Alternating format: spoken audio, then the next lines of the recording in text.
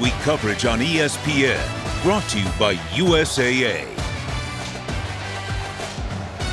Welcome to ESPN College Football Primetime, presented by Ram Trucks, as part of Veterans Week on ESPN, brought to you by USAA.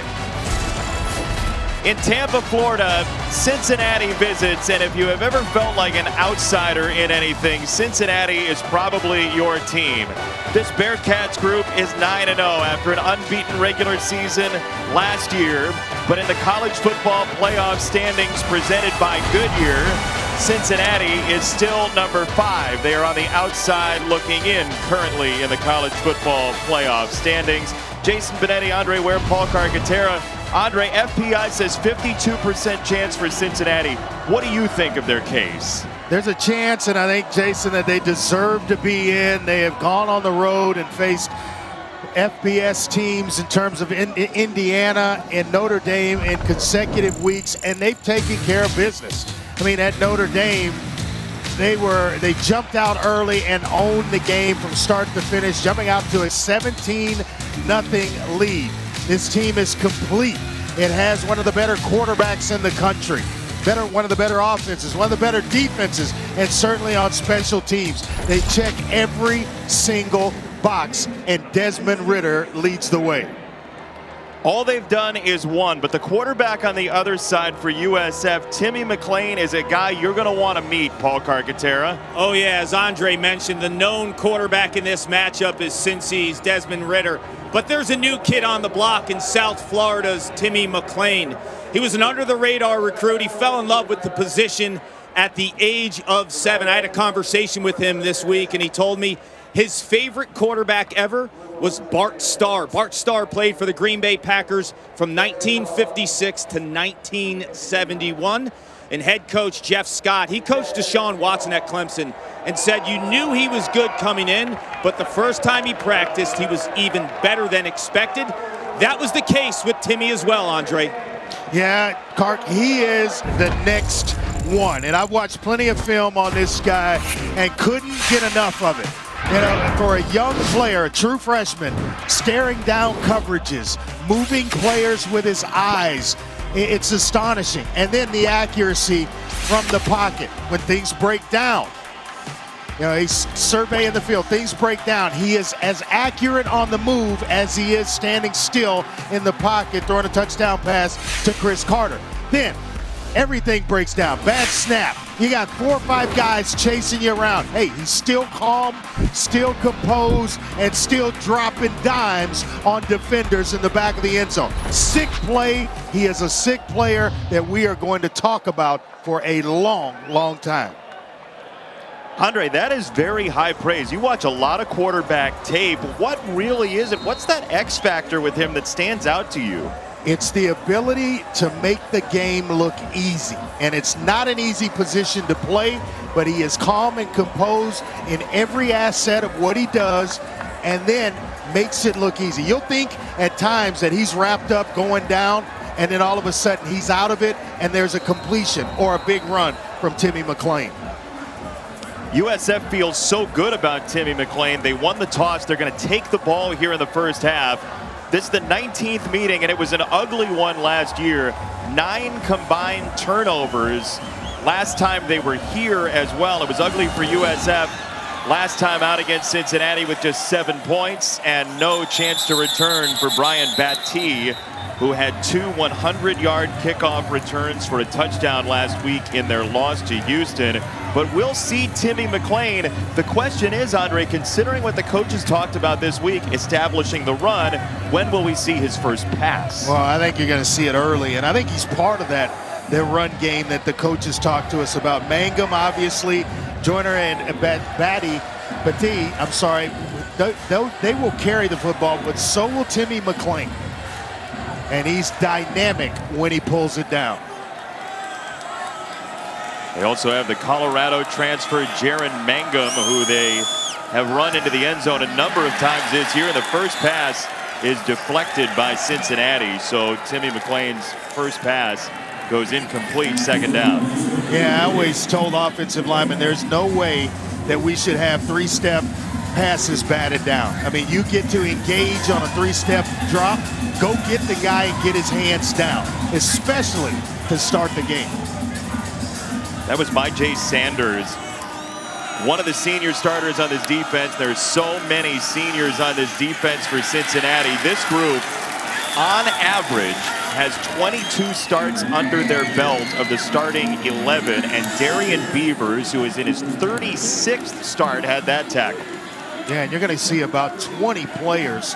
You know, only 11 of them take the field, but they rotate guys in and out so much and believe in every single one of them. They can get pressure from every one of the defensive linemen we're going to see, and there'll be about 7 that check in and out of the game for Cincinnati.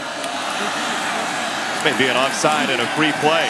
McClain to throw on that free play, and off the juggle, they do get the completion across the 30 to Jimmy Horn, but yeah, likely that'll be 3rd and 4 coming up. Yeah, they'll take the penalty here and then move the ball and go back to 3rd Offside. down. Defense, number 21. 5-yard penalty. It's 3rd down. And this is part of the game plan for South Florida, to live in 3rd down and medium to short. Giving their defense a rest, sustaining drives, and they've got to be able to establish the run here early against the front 7 of Cincinnati. Talking to Mike Tressel this week, the defensive coordinator for the Bearcats, he felt like 3rd and medium with what McClain can do with his legs is very dangerous. And here he goes, sending receivers downfield. McClain cannot turn the corner. 4th down with Ty Van Fossen on the tackle. I'll tell you what, Fossen, that's a heck of a play, because McClain's got an element of speed to him, and he's just about to turn the corner when Fossen comes in. And he went to the same high school as Luke Fickle.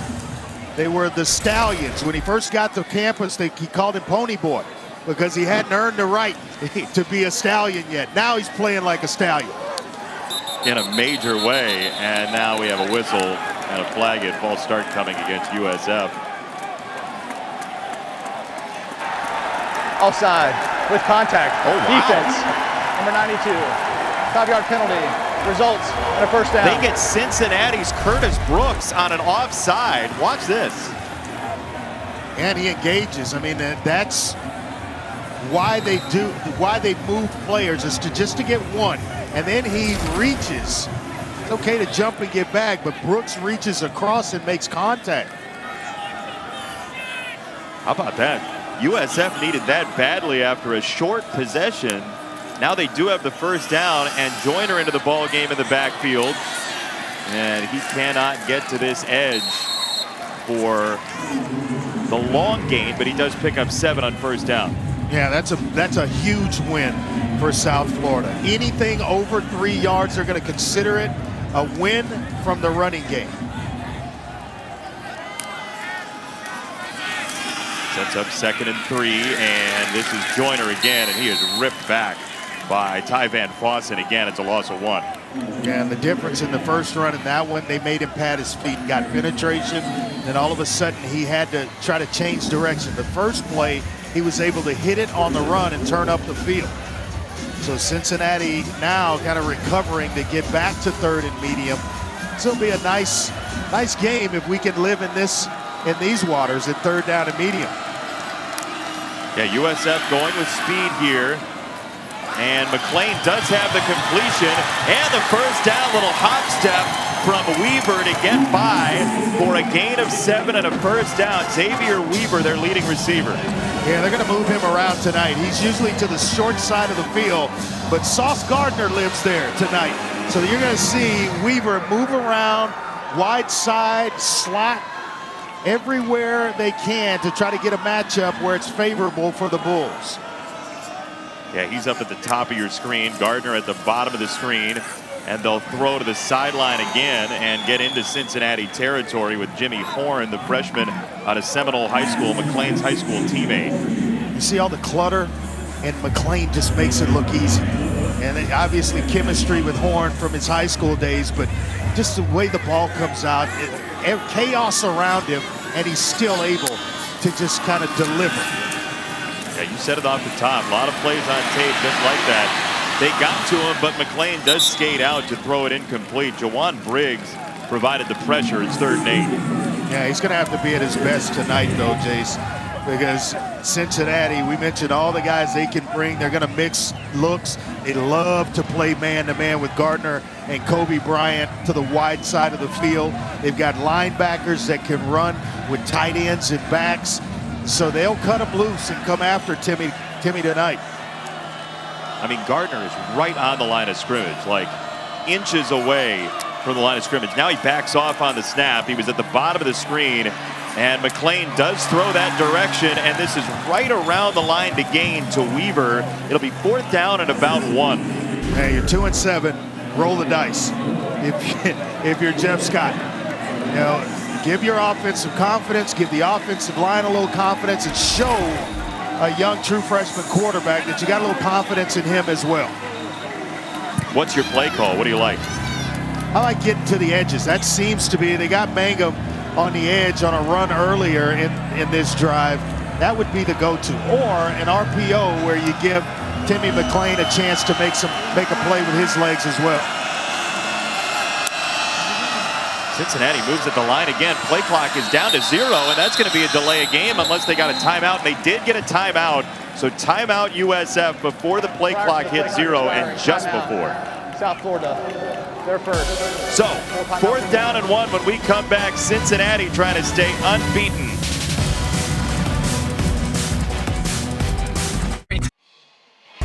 You're watching the American Conference on ESPN. USF's opening drive pushed forward by an offsides penalty against Cincinnati. This is going to be a 10th play of the drive coming up, and a big weekend in college football. Purdue, Ohio State has implications for the Cincinnati Bearcats. And you know, Andre, Bearcat fans have Notre Dame flags and stickers and foam fingers and everything at Virginia to try and make that win even better. Yeah, they got that one, and they got Purdue, the Boilermakers, going to the shoe to try to knock off Ohio State. Can Coach Brom keep the Boilers hot? They have been giant killers all season long. Iowa, Michigan State. Now we got a whistle before this snap. After a USF timeout got us here in the first place. Already the chess match Cincinnati going on between two teams. Obviously, South Florida having to take a timeout before the play clock expired, but Luke Fickell wanting to get a look here early at what South Florida was going to line up in, and then maybe set his defense to it. This is a big play.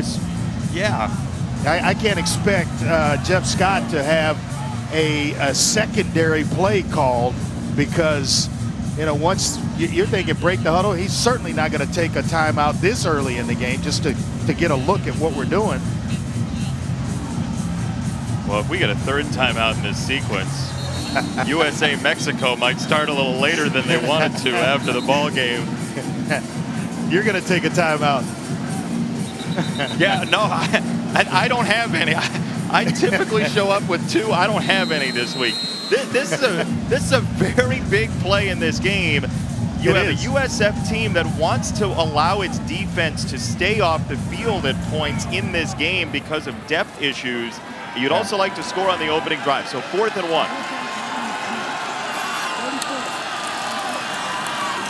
And away we go off the spin and the lean, and this is a 1st down for USF and Jared Mangum. That's the big back, the big physical power back, Mangum. And they can give it to him 20 to 25 times a game. He calls himself a chef, and his specialty, Clark, who is our steak man on this broadcast, his specialty is the tomahawk steak. Oh yeah, that guy, as there's another run for USF. Jaron Mangum cooked with his grandmother growing up and wants to open a restaurant later, basically in her honor, Clark. Yeah, and the tomahawk is no cheap piece of meat, man. That guy's got expensive taste. You do a tomahawk on a reverse sear, and I'll tell you, man, I might even tweet the reverse sear recipe. It is bulletproof. It is the best piece of meat you could ever have. This one tracked down by Beavers. It is Bat T on the run. So 3rd down, it's a loss of 3, Andre.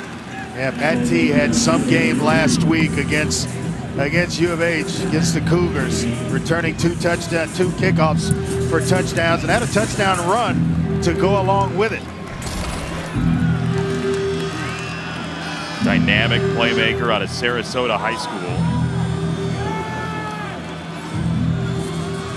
The Beavers with his uniform, everything's all dialed in. Pants are all pulled up above the knees. Jersey short. He gets after it. 3rd down 9. High throw from McLean in the area of Bryant, and it's incomplete for Dollison. 4th down.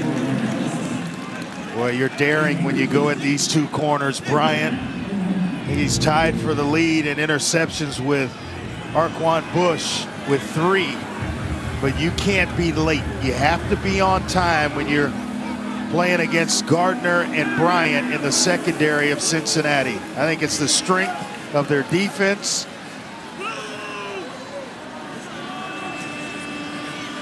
You got their third down stop. This 3rd in the country scoring defense, the Cincinnati Bearcats. And the punt by Stokes is inside the 15. We'll see where they mark it on the sideline, and Cincinnati will have it at about the 12. It's a 26-yard punt. The Bearcats have it next. ESPN College Football Primetime is presented by Ram Trucks, Motor Trend's Truck of the Year for the 3rd year in a row, and in part by USAA. This Veterans Day, we invite you to honor all who serve with a simple act to show your thanks. See how at usaa.com/Veterans Day. This is the week we honor all of America's heroes. We send a heartfelt thank you to all our active military and veterans for their courage and commitment to our country. Cincinnati and USF fans all across the globe as veterans, and we thank you all for everything that you do for our country. Desmond Ritter to throw on 1st down, and he's got a completion across the 20-yard line on the first pass.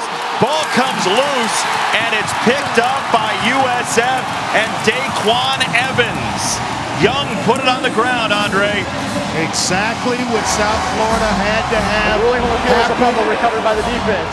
1st down, South Florida. Let's take a look to make sure he was up. Ball's coming loose. I think that's accurate, Matt. Am I correct? It looked like the ball was definitely coming out before his knee got to the ground.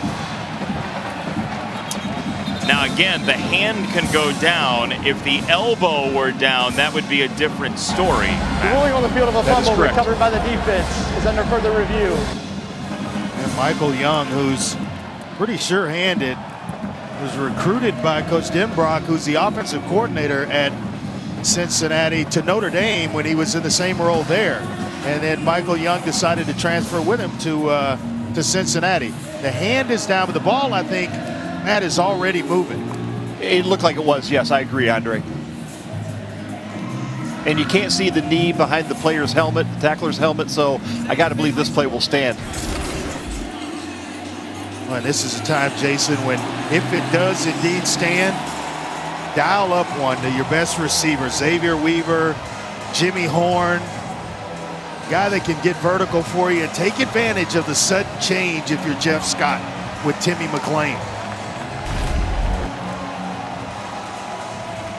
Let's watch it again. After further review, the ruling on the field is confirmed. 1st down, South Florida. Matt, Andre, you were all over it. USF's going to get the ball. And again, 9 turnovers in the game last year. It was a sloppy game that Cincinnati won. So confirm the call, and Luke Fickell's team, which, Andre, you know, Cincinnati's undefeated. They come in here, though, with a couple of performances that were not blowouts in the least. This is not a great start. They're going to get everybody's best because they're Cincinnati. They're the story right now. Doesn't surprise me. We're going direct snap here with Joyner, and now Cincinnati is on this one. So USF goes with Joyner in the Wildcat formation, and Cincinnati takes it right back to Blanco's on it. Cincinnati. My question is, why get cute? You just had a gift handed to you. Why get cute? If you want the ball in McClain's hands, let him take it from where he normally does and execute that way. You're bringing him on an end around. He probably's taken maybe 1 or 2 handoffs in practice this week or at all this season. Don't understand the play call whatsoever. It just hands it right back to Cincinnati. Yeah, you have Cincinnati on the other side of the ball. And now Cincinnati with a little motivation to run it. McClellan, a gain of 8, 2nd and 2. McClellan in tonight. Jerome Ford usually in that role, but it's going to be the junior out of Homerville, Georgia. Good inside runner with some edge speed to his game. He can break tackles. Ritter will run off a block from McClellan, and he's got a first down, Cart. Yeah, Andre, you mentioned Jerome Ford, 15 touchdowns on the season. He warmed up. He actually looked pretty good. It was a leg injury from last week, questionable in this game. Out, though, is Jake Renfro, the starting center, and in is Vincent McConnell, who's the backup right guard. So some shifting along the offensive line. Yeah, McConnell's versatile, though, Cart. He can play everywhere. Played left guard. He can bump outside, play tackle. And obviously tonight, he's over the ball. Ritter on first down, long throw, intercepted, picked off by Christian Williams for USF, and he's still going. Williams, magnificent! Now was he out of bounds? Just short of the goal line. Christian Williams, the lights went out, but the run was done at about the 2, I believe. We'll see. He's the 3rd cornerback in their rotation, and he will battle most receivers, and he's going against the best. And Alec Pierce beats him and high points the ball. Just keep an eye out to see if he indeed got in. I think he's going to be out right about the 2-yard line. But what a play by Christian Williams for this South Florida defense. Again, turnovers were a problem in this series for Cincinnati in recent years. And looking at that again, Williams is definitely out of bounds. But the last 5 plays, Andre, 3 total turnovers. Boy, you talked about last year's game. Well, we're off to that kind of start. We're 9 turnovers. You mentioned in last year's ball game, this one had an ugly start too. Mangum, the tailback. Touchdown, Bulls!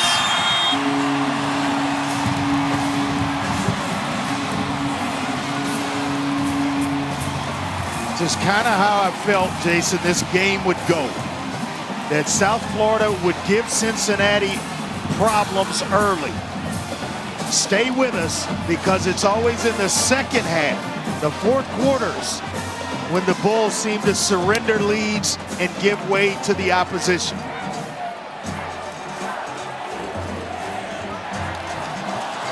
"61-yard return for Williams sets up the touchdown. Couple of turnovers, and South Florida's got some momentum, Andre. Excellent read and break on the football by Christian Williams. Almost pick 6 in it, but then they give it to the big back and Mangum, who dances his way in the end zone.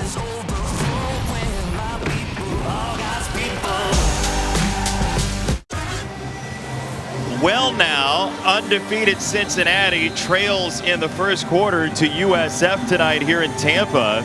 The Bearcats trying to make their case for the college football playoff with a couple of games left after tonight, and then the American Conference Championship, they hope. As we check out our Players Spotlight, brought to you by Tide. It's Des Ritter, Andre. Yeah, career yards. You see him at Cincinnati from the quarterback spot, 2nd and most, and then quarterback rushing touchdown, 26. Needs just 2 tonight, passing touchdowns, to own the school record that sits at 78. He's a heck of a player, a heck of a talent that's going to be a day 1 player when draft time rolls around. that record you're talking about. His quarterbacks coach, Gino Guidugli, owns that record, and the coaches have been messing with him some this week. It's coming. Too many games left, Jason, for him not to break it. He's bound to at some point, as Ritter will throw on first down, a little bit high, but he does have Scott on the outside, and Tyler Scott on a gain of 8 on first down. Well, they are targeting the football. Antonio Greer went right at the football that was in Scott's left hand. Almost jarred it loose.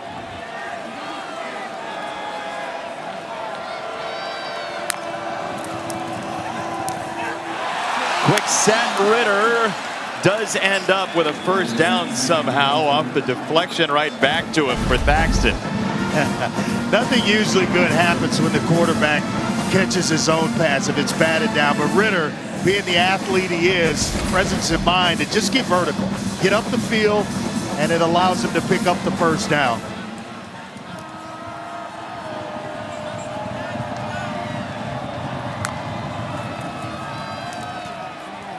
McClellan bounces to the 40-yard line on this run game for Cincinnati, and we'll see what USF looks like in the second half. I mean, USF played a great first half against Houston last week. They sort of ran out of gas defensively in the final 30 minutes. Yeah, and Houston was able to run it with McCaskill, the young freshman, kind of wearing South Florida's defense down. They've got more than enough in McClellan, Ryan Montgomery to do the exact same thing for Cincinnati this week.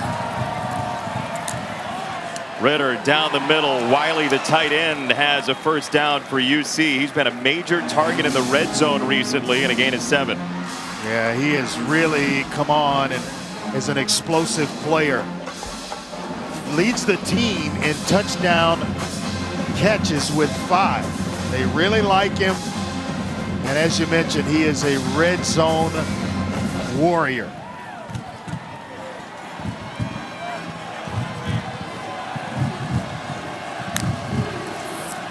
That's Tucker on the short pitch. Trey Tucker, little hurdle outside, and a first down for Tucker.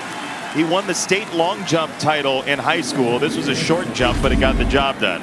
Yeah, he's got all kind of speed. You talk about his track background, long jump champion, 100-meter champion, 4x200 meter state champion as a junior, and ran 4.3 out of high school. The guy can certainly scoot, which is why they like just getting the ball in his hands quickly.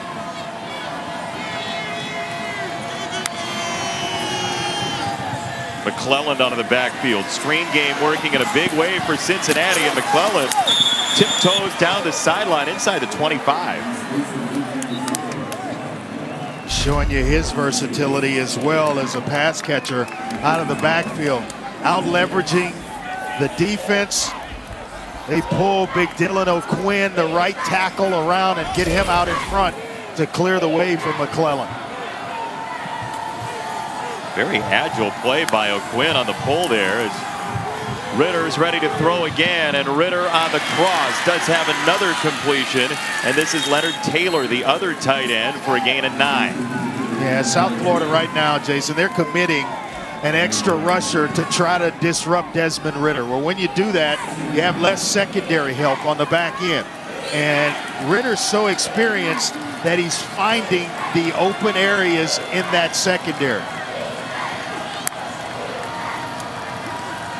6 straight completions for Ritter make it 7 to the sideline, and Ryan Montgomery, who they love out of the backfield, it's a first down. And Glenn Spencer, the defensive coordinator for South Florida, he'll mix it up. They'll go some 3-down looks where it's just 3 down linemen, and then there they'll show a 4-down look, trying to get some pass rush. But they will keep you on your toes as an offensive line and as a quarterback in the run game, and guessing as to which they're running. 3-down look, certainly a little more confusing because you get pass rush from just about everywhere. Montgomery again has the fringe and dives for the goal line. Touchdown, Cincinnati.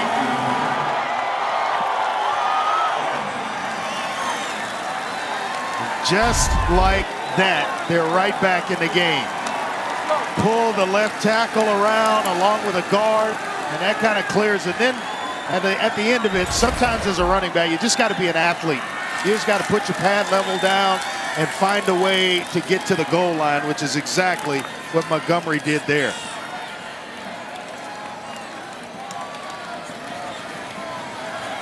First touchdown on the ground for Montgomery. He had one through the air, and Cincinnati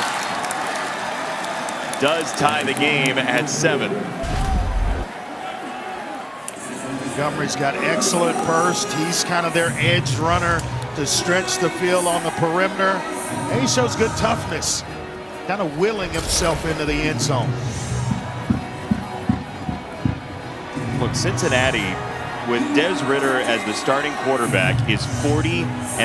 That's 4-0, 40-5. He took over in the 3rd series against UCLA in 2018, and that was really Luke Fickell's first great year at Cincinnati. 4-8 his first season.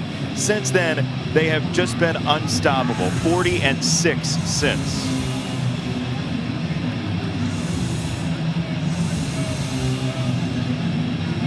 It's a 9-play touchdown drive, 7 for 7 for Des Ridder, who really fits Cincinnati and what they do. He said, I've been an underdog all my life, so he's used to this situation of being undefeated, but on the outside of the college football playoff. All he does is win. He's not running as much this year as he has, but I think as the season has progressed, you get into the back half of the schedule. He's running a little bit more to keep defenses honest, but he has developed tremendously during his time at Cincinnati. Hey, 2 great Big Ten games to kick off college football Saturday on ABC. Michigan, number 6 in the country. You may have heard that they're ahead of Michigan State. That caused some issues in the state. Saturday, noon Eastern at Penn State. And then in the doubleheader game 2, Purdue on the road at Ohio State, trying to pull off yet another upset. They've been really tough at Ross 8 this year. Can they win at the Shoe on Saturday, Andre? There'll be a lot of points scored in that game, and I don't know, I got a sneaky feeling the Boilermakers are up for the task. Oh, how about that? I like that little spry, maybe upset there. I like it a lot. Jeff Brom can coach some football, man. Yeah, he can. He can throw it back in the day too. He was actually a great marketer for the XFL. Yeah, that whole family could throw it though. They had nothing but quarterbacks in that family. That's right. They just farmed quarterbacks. Off the run from Mangum on a 2nd down and 2. He gets it again, and a 1st down for the Bulls. Well, he can bang. Jared Mangum, he can bang in there with him between the tackles. Got a big physical offensive line led by Brad Cecil, the center who sets everything. He's the leader up front, making all the calls. Take the short pitch. McClain can't get out of the grasp of Ty Van Fossen again at 2nd down. How many times have you called his name this early in the ball game? Played behind Jarrell White last season and gained some tremendous experience. And Jarrell White was a heck of a player for this Cincinnati defense. Well, they didn't drop off much when Van Fossen took over. I mean, they allow less than 15 points a game. They gave up a touchdown on a very short field already tonight. McClain, backside pressure. Down he goes, the ball's loose. And Cincinnati cannot get on top of it. It's going to be USF football. Brinkman got on top of it, and Gardner was the one who came on the pressure. That's a heck of a play by Brinkman, and just a little careless in where he's carrying the football, but you can't see behind you. McClain thinks he's protected.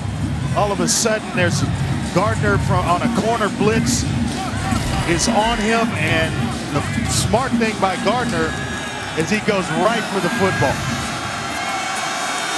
Myjai Sanders nearly picked it up. Wanted to go a long way with it. And now they'll go on the screen on 3rd down and forever, and that's not going anywhere. It's Van Fossen again on Horn, whipping him down at 4th down. There's that man again. Physical player, old school guy that wants to run to the ball. Wants to run through you when he gets to the ball.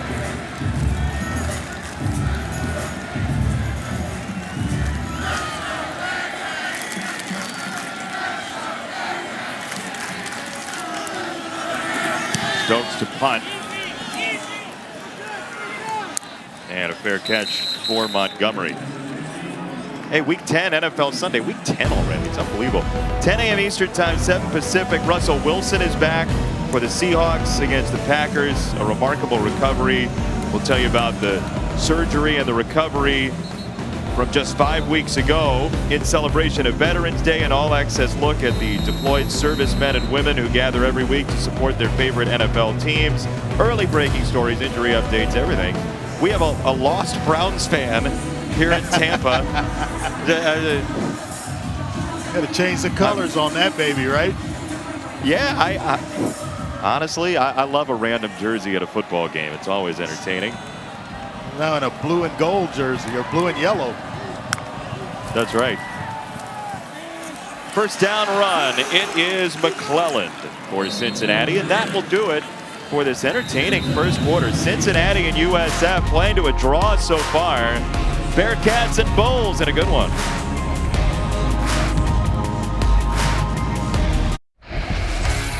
Take a look at our drive recap brought to you by Dell Technologies. 9 plays, Andre. Yeah, all out of the backfield. Trey Tucker got the drive started with a nice little flip, and it was McClellan getting him out in the open field, out on the edges where he can really affect it, and then rounding things out, Ryan Montgomery. A nice tough run to get himself into the end zone for the first points for the Bearcats. Andre, there are some people watching this game saying, well, the Bearcats needed style points tonight. What do you make of style points? Well, it's football. You're going to get everybody's best shot, so take that into consideration when you're an undefeated team trying to get style points. I don't know that they necessarily have to run up the score. Just got to win a football game. That's tough enough. Ritter on the roll, and it's incomplete. I mean, we talked to our, as a flag comes in here, flag in at about the 47. Maybe a hold on the back end. Prior to the pass, holding, defense, number 2, 10-yard penalty, and an automatic first down. T.J. Robinson, the transfer from Rutgers, just grabs a handful of Alec Pierce. And he's a guy that'll make you grab because he's Cincinnati's leading receiver in receptions and yards. He's found the end zone 4 times. He has really turned it on the last couple of years.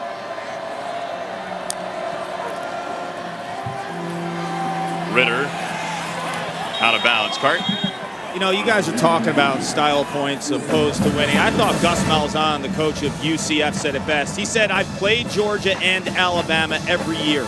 I know exactly what it looks like. Cincinnati is right there. They're a team that could win this whole thing. And they played Georgia last year, and Georgia had to fight in the bowl game to come back and beat Cincinnati. Yeah, they led Georgia late as Ritter is under duress, and he is slung down by Tramel Logan. Getting some production from some of the younger defensive linemen like Tramel Logan all over Desmond Ritter. Excellent job in pass rush, and this is what they need to do to stay in pace with Cincinnati. Plays that take place in the backfield behind the line of scrimmage.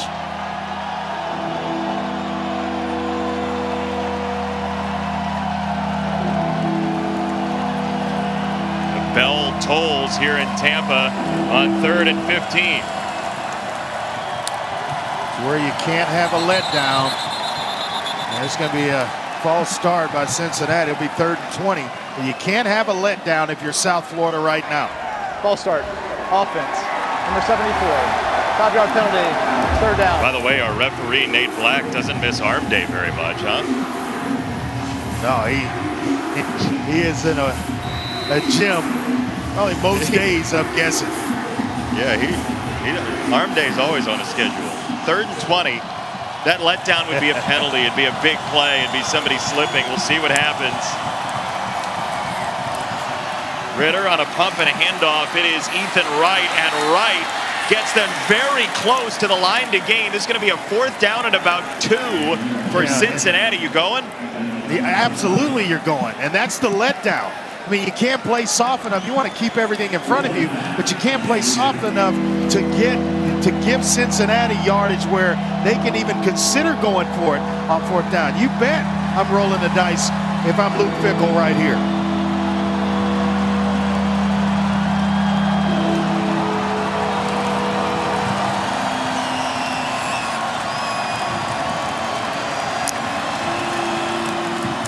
Right back to right.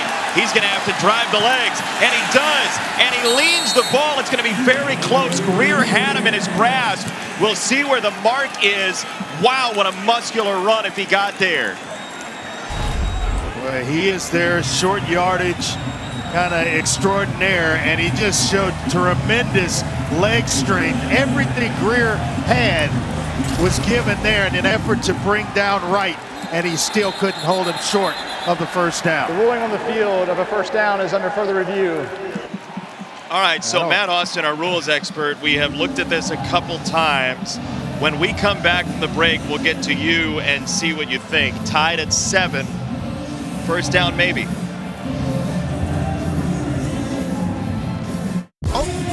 Cincinnati has a 1st down. Ruling on the field stands, Andre. Yeah, just really couldn't find an angle. Maybe the knee goes down, but you can't overturn it on a knee, on a maybe. And that's just one heck of a tough run by Ethan Wright in any event. It's a good tackle by Greer, but a better run by Wright. Matt, real quick, you agree with the call? I agree 100%. You just couldn't see the knee. Thank you, Matt. Ethan Wright on the run, spinning for a yard for Cincinnati. We were talking about Cincinnati making a statement, or those phrases people use.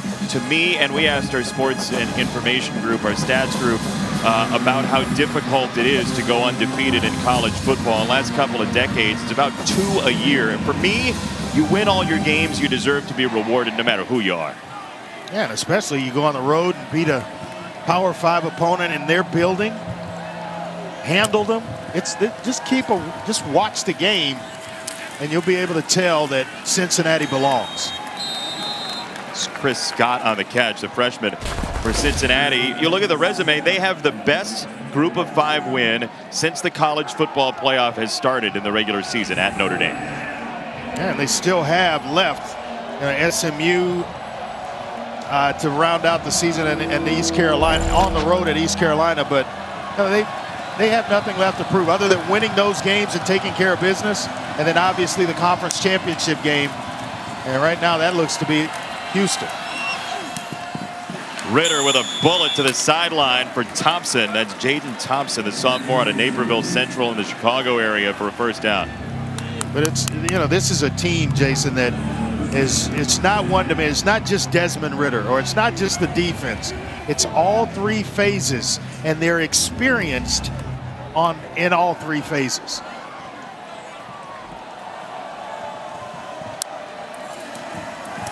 Ritter, short set, got it out quickly and has another completion. Trey Tucker this time. Desmond Ritter, Andre, only 1 incompletion. He's 11 for 12. Yeah, and that was, he got a completion to himself in there as well. But that's right. A very, very productive player. He's gotten better. What you like about him, and if you're a scouting Desmond Ritter, he's improved every single year he's been at Cincinnati. Once again, he has Tucker, and once again, it's a 1st down. What do you see best improved for Ritter this year? The accuracy has improved. The confidence, because he's had the same coordinator and the same offense every year, are coming back to it. That allows for the confidence. He's got all the measurables, the size, the speed, the arm strength. The accuracy got better, and especially his deep ball got a lot better. Here he goes on the run, and he scores. Touchdown for Ritter in Cincinnati, and boy, Taylor got a kick out on the outside on the block to free him up. Well, Leonard Taylor, the tight end,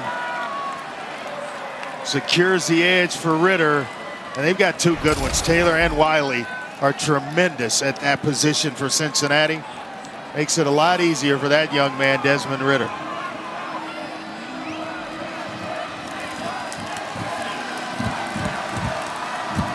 27th rushing touchdown for Desmond Ridder, and now the extra point for Alex Bales. They've used 3 separate kickers this year, have the Bearcats, and this extra point is good. Cincinnati 14-7, and Des Ridder on the ground. Excellent blocking in front of him by his tight end Taylor. Untouched into the end zone is Desmond Ridder. It's a great. So if you're Cincinnati, you kind of feel like there are always hurdles for you to climb over in the college football playoffs. There's a starter's pistol. They beat a top 10 team, Andre, so they did that. Other teams keep losing. What else you got to do? Yeah, well, it's been style points that I don't think anybody else has to really win games by for Cincinnati. And hey, you get this late in the season, there ain't going to be a whole lot of style points. You're trying to keep players healthy throughout the remainder of the season and just get to Saturday or Friday nights and play games. So it's not going to always be pretty. I think the ultimate result is what you consider and how you measure a team by. They keep winning games. How hard is it, just for people to know, you play quarterback in college football in the NFL, how hard is it to win every game you play? Oh, it's tough. It is. It's tough. Because you're going to get everybody's best every week. As Purdue seems to have gotten. Purdue seems like they play a top 5 team every week. They're playing at Ohio State this week. Notre Dame at Virginia. Who do you like there? I gotta go with the Irish there. But that game squeezed between them, A&M at Ole Miss, that's going to be a good football game. Ole Miss playing some pretty good football, but A&M right now, I mean, just for you knock off the 2 losses and who's playing the best football, it's tough to ignore the Aggies right now. With that win against Alabama, I mean, who knows where they end up by the end of the year if they win that game as well, as McClain gets his jersey yanked and down he goes in the arms of Deshaun Pace. They've got some good quarterback play at College Station now, and one of the nation's best tight ends in Jalen Wademeyer. Spiller at running back, they are loaded. The defense has kept them in games, shut down Alabama in the fourth quarter of that ball game. Huge games coming tomorrow. College football Saturday, so many big games. Big Ten has a couple of them, and there's a gain of 2. It's going to be 3rd down and 7. This is suddenly a big play for USF, Andre. It is, and this is where Jeff Scott told us they had to stay out of this situation. 3rd down and long.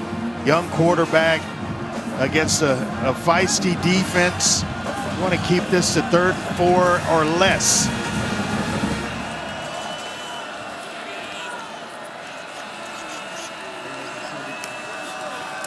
Freshman quarterback Timmy McClain, the lefty, ready to throw. He met pressure and he whips it downfield. This is intercepted on the sideline by Cincinnati and Sauce Gardner. If you're going to throw it away, Jason, throw it away. Make sure it gets out of bounds or in an area where it's your teammate is going to catch it or nobody catches it. 1st down, Cincinnati.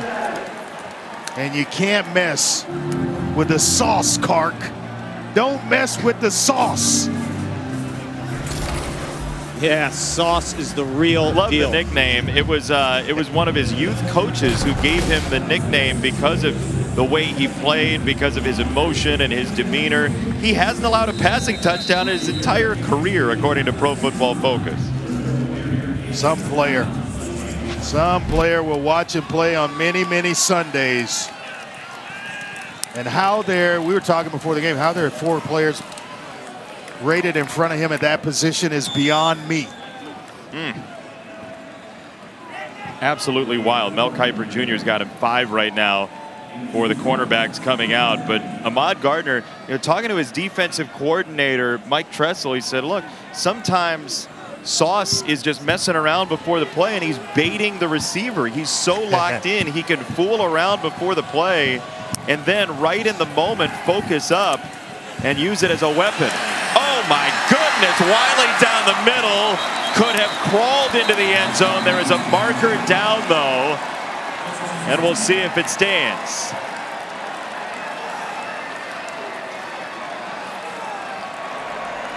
Ineligible receiver downfield. Offense, number 8, 5-yard penalty. It's still second down. And Michael Young must have been covered up in the formation.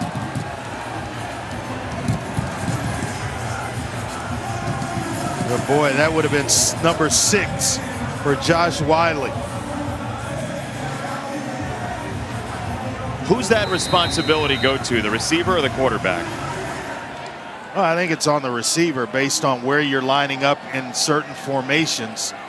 But a lot of quarterbacks will catch it and tell him. Ritter behind McClellan, and Ritter just puts his head down to invite contact to the 28, and it's 3rd down and 4. Go back and take a look at that last play. Yeah, Michael Young covered up by the outside receiver. He's on as well as the outside receiver. Somebody, one or the other, has got to back off the line of scrimmage.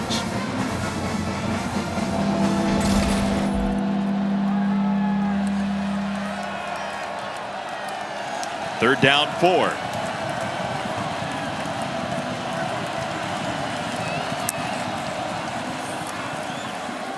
That was Wiley in the slot, and he's got the first down and then some. He is fleet of foot, high agility inside the 10, and a 1st and goal. Let me tell you something, Jason. There are a lot of Power 5 schools that wish they had a Josh Wiley. 6'6", close to 250 pounds, catches everything, unselfish player. So while you're making these decisions as a committee, look at the players and the personnel that plays for this Cincinnati team. McClellan nearly got in.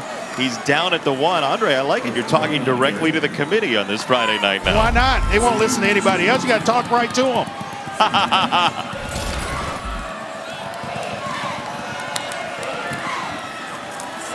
Ritter wants the outside, little stiff arm, and he's going to go down at the 1. It's Antonio Greer.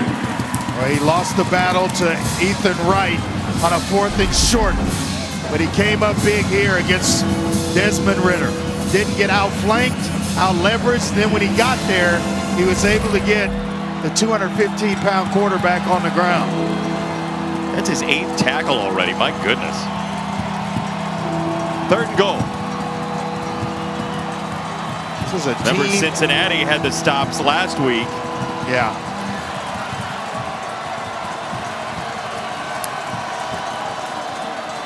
Ritter drops it off. This is Tucker, touchdown.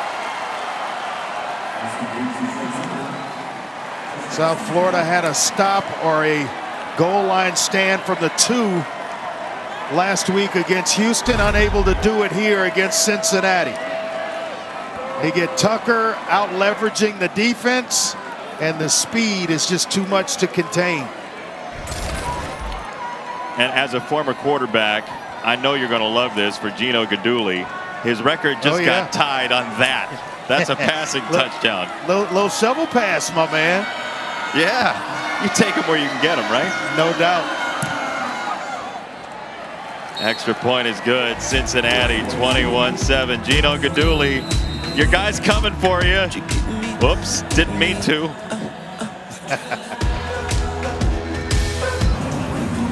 You're watching ESPN College Football Primetime, presented by Ram Trucks, part of Veterans Week on ESPN, brought to you by USAA. Sorry, Kobe, I didn't realize I was going to interrupt your drum set while I was doing that read.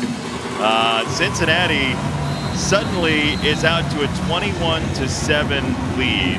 USF had a couple of short fields, punched one in, but now in danger of letting this slip, and Cincinnati trying to put a big number up, although that's sort of against the grain for Luke Fickell, and we'll tell you why after this.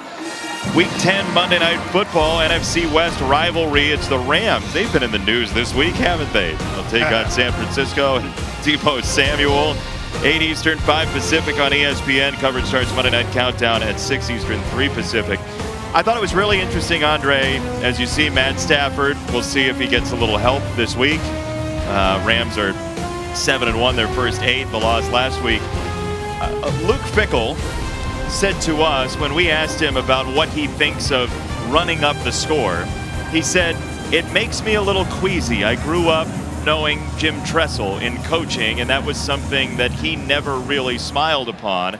And Luke Fickell actually said he apologized to Murray State's coach earlier this year because of a big score Cincinnati put up. So it's sort of against the morality of their head coach to run up the score as Batty is overrun and dropped by Van Fossen. Yeah, talking to him, you just got to make sure that you have the game. Oh boy, Batty's hurt. Batty is down, and it's the heck of a player. We'll talk more about Luke Fickell after this. We're going to step aside with Batty down, a dynamic player for USF. Media timeout. ESPN, home of the College Football Playoff semifinals. Friday, December 31st on ESPN. Cincinnati hoping to be part of those college football playoff semifinals. Luke Fickell was talking to us about the idea of running up the score and having the blinders on. It's interesting. His kids sometimes like to look at the rankings and say to Dad, hey, you're 5 this week. And he says, do you even know me? Why are you telling me this?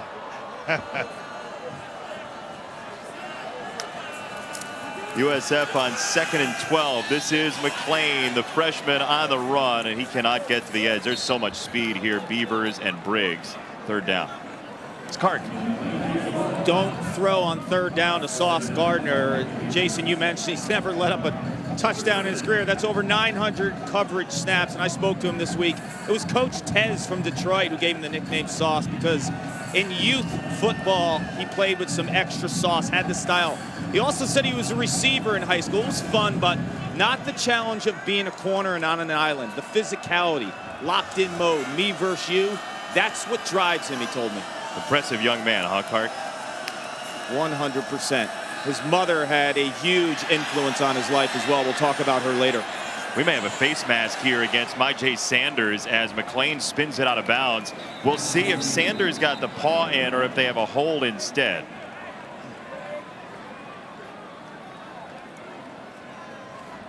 Personal foul, face mask, defense, number 21, 15-yard penalty, and an automatic 1st down.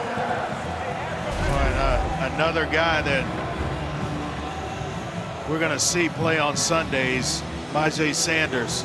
This kind of gets the face mask of Timmy McLean. Doesn't take much, but he's a guy that's going to play on Sundays. Gardner, Kobe Bryant, 2 others that'll play on Sunday. And that's what, when you said, am I talking to the committee? Yeah, you're talking about guys that are going to play on Sundays.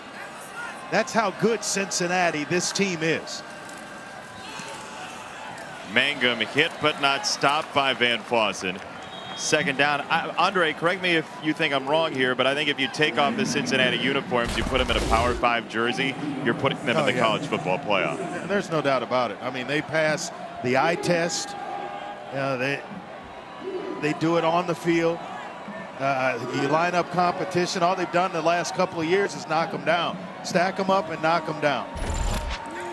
Clark was talking about sauce for so long, I figured I'd stir the pot a little bit.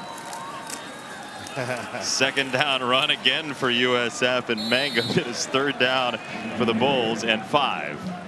I was trying to get Clark to go there earlier with Sauce. Sauce has got an interception. Sauce has got a sack fumble. That's a heck of a player, man. You got to jar that up.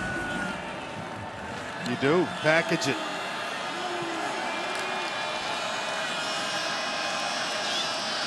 Third down, USF. Remember, Cincinnati gets the ball in the 2nd half.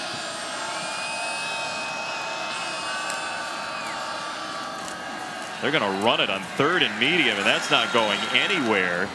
Rejoinder, Curtis Brooks got the stop. Now you pretty much have to punt it, don't you? Yeah, I got to believe that was a setup play. Any positive yards, and Jeff Scott was going to go for it on 4th down. But when you get stymied like this, and Van Fossen is there again, you've got to punt the football now. Don't you think you could make an argument for using McLean's athleticism on that call? Get him on the edge. I think he's been cooped up a little bit too much in this game where they got to start to utilize his wheels a little bit more as we progress through. Montgomery back to receive. That's a high punt, but it's not going anywhere.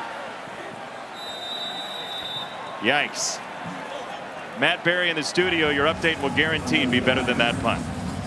That looked like a Joey Galloway shank with the 9-iron coming up on the Peloton halftime report. It looks like for now Cincinnati bucking that trend a little bit, playing some good football. Plus, is Georgia going to get their toughest test of the season against Tennessee? And you know him, you love him, you want him. Virtual locks. Galloway is so on fire. I want you to bet your Heisman on it, where all your digital currency, bring it at the half. Hey, I've played golf, Matt, with Joey. I hadn't seen him shank many. Hey, did Matt Berry Booger's really got it bad. He's really got the bug bad. But no, I haven't seen Joey shank many. Matt Berry just got digital currency and Joey Galloway's golf game into the same update. That's an Emmy winner right there. Here is Des Ridder on the run, and he is out of bounds. I think Matt Berry's just a little salty about Arizona State basketball last night, losing on that three-quarter court deal. Sorry, Matt. Why you got to do that, Benetti? Come on. Here's another pro we're looking at in Desmond Ridder. I think Alec Pierce, he's going to have a shot in the league. We have not called out Alec Pierce's name on the outside so far tonight. Ridder incomplete. That didn't set up like you wanted at 3rd and 6. It's good coverage on the back end as they go man to man, and pretty good coverage. Get a little bit of rush and some coverage, and good things happen. That broke 13 straight completions for Ridder, Andre. Yeah, now will you come after Ridder? You're going to leave an experienced guy back there with time, or will you harass him a little bit? He got it off very quickly, and that is right around the line to gain to Taylor. It's going to be 4th down and about half a yard for Cincinnati. You talk about combos in terms of position groups where they have multiple players that can get it done. Cincinnati is that team. Leonard Taylor, Josh Wiley at tight end. You talk about the 2 corners in Kobe Bryant and Ahmad Gardner. They got ballers, man. They've got guys that can flat out play the game. They got a 4th down and 1 now with a minute to go. Let's see if they do pull the trigger on this snap.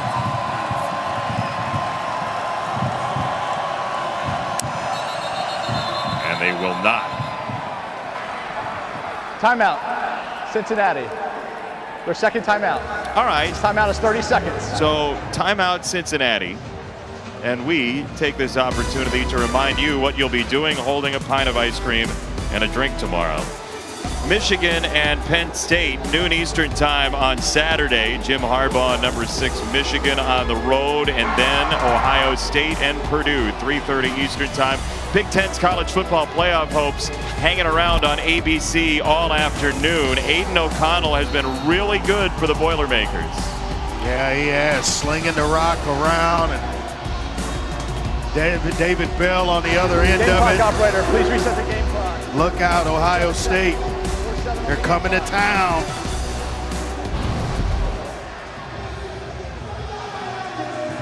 I think one of those 2 loses tomorrow, Andre. Who's that? Purdue or Ohio State? Ohio State or Michigan. One of those 2. Yeah. I don't disagree with you. I agree totally with you. 4th down, Cincinnati, and a 1st down for Montgomery. So now the Bearcats, with 44 seconds to go, will try to move it. They're going to speed things up, but had to make sure they took care of business first. And a nice, tough inside run by Ryan Montgomery. The chains were late to move here. They're just getting set. In fact, they weren't set when the snap came. And Ridder uncorks it across the 40-yard line, and the Bearcats are going to have to burn that final timeout as Montgomery made the catch. Yeah, but what it allowed them to do was work every inch of the field. They could still keep the ball in the field of play, knowing they had the timeout. We're talking about Ryan Montgomery, who scored a touchdown, caught a couple of passes and converted there, but Jerome Ford. Here's another guy that's one of the best in the country, one of the nation's leaders in rushing, who's out of the game tonight. So while you're addressing style points, maybe a little sliding scale for it not being full strength on offense tonight with Jerome Ford being out for Cincinnati. Well, I would be happy if watching college football we never heard the phrase style points ever again. Because to me, you win all your games and you play the schedule Cincinnati's played, it's patently ridiculous to keep them out of the college football playoff. Jay Billis tweeted it the other day, about a week and a half ago. He said, in this case, Cincinnati has zero shot to make the college football playoff, making the point that it's not fair to have them play that schedule and then not get in if they're undefeated. So you know how I feel. Yep. Second down and 3 for the Bearcats. Ritter zips it down the middle, and that is a first down across the 20-yard line for Tyler Scott. This clock will stop while the chains reset briefly, and they're on it to spike it. There it is. And so the clock stops for Cincinnati with 16 seconds inside the 20-yard line. They would love a score here because they do play make it, take it in that case, getting the ball out of halftime. On the mechanics of that, say 3 seconds, it's perfect, Matt Austin, for that to happen. The spike there. Yes, did a nice job getting up to the line and getting it down. Timeout, South Florida. Their second of the half. Matt Austin expanding his horizons into clock expert as well. I love it. A little horizontal integration here. Cincinnati, number 9 in the football power index, 52% to make the college football playoff. But my question would be, why does it matter late in the season against teams that know them for them to have to blow people out? I just don't understand that. It was never, or I won't say ever, never, but I don't remember a year where style points came up or it was considered in any other year. No one else had to do it. Now all of a sudden, when you have a team like Cincinnati knocking on the door, it's become apparent that, oh, this is what they need to do extra in spite of what they've already done. They need to do this as well. And I really don't like that. I don't know that it's at all fair. Just judge with your eyes what type of team this is and what type of program that Luke Fickell's built. And I think you'll come to the conclusion that they very much deserve to play in the college football playoff. Very well said. Second down for Cincinnati. Trying to punch it in before the half. Des Ritter off the pump fake, and now he's going to whistle it out of the end zone and live for another play with 10 seconds. I'm wondering if he got out of the pocket or if there was a receiver in the area.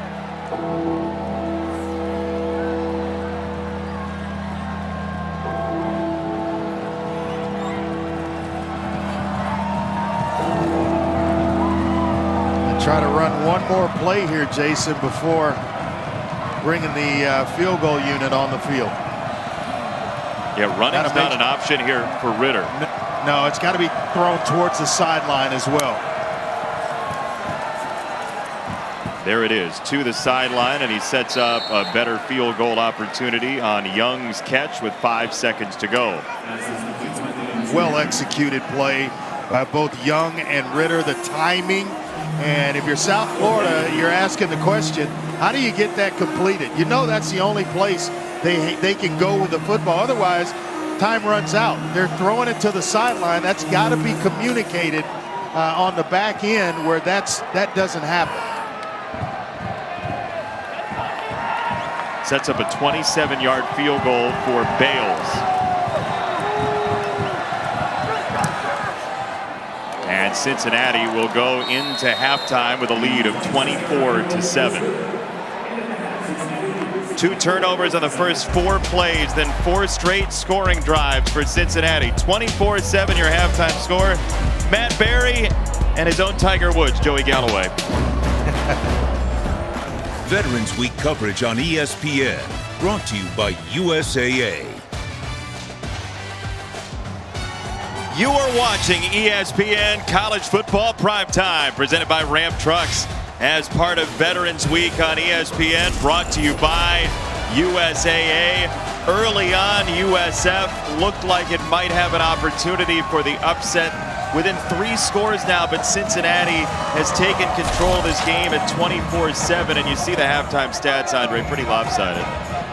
Yeah, it has. I mean, once Cincinnati got over the turnover problems early in this ball game and got the ship righted, it was just, on autopilot all through the second quarter. 260 total yards to just 39 for South Florida. Going to have to do something to turn things around offensively. Now, if you're just tuning in and you're saying, well, Cincinnati's up 17, I can go play categories with the family or, whatever else you might have planned tonight, I would say this. If you want to be an informed college football fan about this team that's on the outside looking in, you should watch the second half and see what they do in a possible blowout. If you want to talk to your friends logically about Cincinnati, you probably should stick around. Yeah, watch it and judge the team. Let the team pass the eye test, because they're going to. They've got playmakers. This is Tucker to the 18. Downstairs, Paul Carcaterra. Well, I just caught up with Luke Fickell moments ago, and he was pleased. He said it was hard to get into rhythm early in that game because of all the turnovers in the first stages of the first quarter. But once they did, he felt like they were multiple on both sides of the ball. Remember, Jerome Ford and his 15 touchdowns not playing tonight. The run game was established, and Desmond Ridder, he said, made all the right choices. Defensively, they have rattled the true freshman quarterback, Timmy McClain. He said that they've had multiple looks. They're showing different looks to the freshman and really getting in his head. And this defense, Andre, you mentioned 39 total yards. South Florida offensively has shown some sparks the last few weeks. Not tonight against the Cincinnati defense, which is absolutely legit. Yeah, experience. The guys have played a lot of football on that side of the ball with one another. And, they can basically finish the sentences of the next guy in the chair next to him in the meeting rooms. That helps in a lot of ways. Cincinnati, by the way, just gets the benefit of an unsportsmanlike conduct penalty after the kick return, so they'll have it at the 34. Again, with Ford out, we've seen Montgomery and Wright and McClelland, all of them. It's a little bit short from Des Ridder, and he does hit Alec Pierce for the first time tonight on a gain of 3. Yeah, Jason, and you talk about Ford. I mean, it just goes to show you how deep this team is. Ford's averaging 6.2 yards per carry. And Clark's cut him short. He's got 16 touchdowns because he's got a receiving touchdown to go along with the 15 that he had on the ground. So that shows you exactly what Cincinnati is and how deep they are. Here is Young, who stepped out of bounds after getting to the first down marker. So Cincinnati moves the sticks here, trying to put up points on their opening drive here in the third quarter against USF. Playmakers everywhere. That young man, Michael Young, certainly one of them. Alec Pierce, who, we're waiting on him to break out. He's their leading receiver. Almost as if they gave him the first half off because everybody else is contributing. Alec Pierce has been an outstanding athlete for most of his life as Ridder gets to the sideline. Alec Pierce in sectionals at Glenbard West in the Chicago area went in cold into the triple jump and won sectionals. Tremendous athlete and unselfish players across the board. Josh Wiley, watch number 81 in this block that he throws. He knows Ridder's going to turn it up. Just blocks his guy another 10 yards. I mean, that's Cincinnati football at its finest.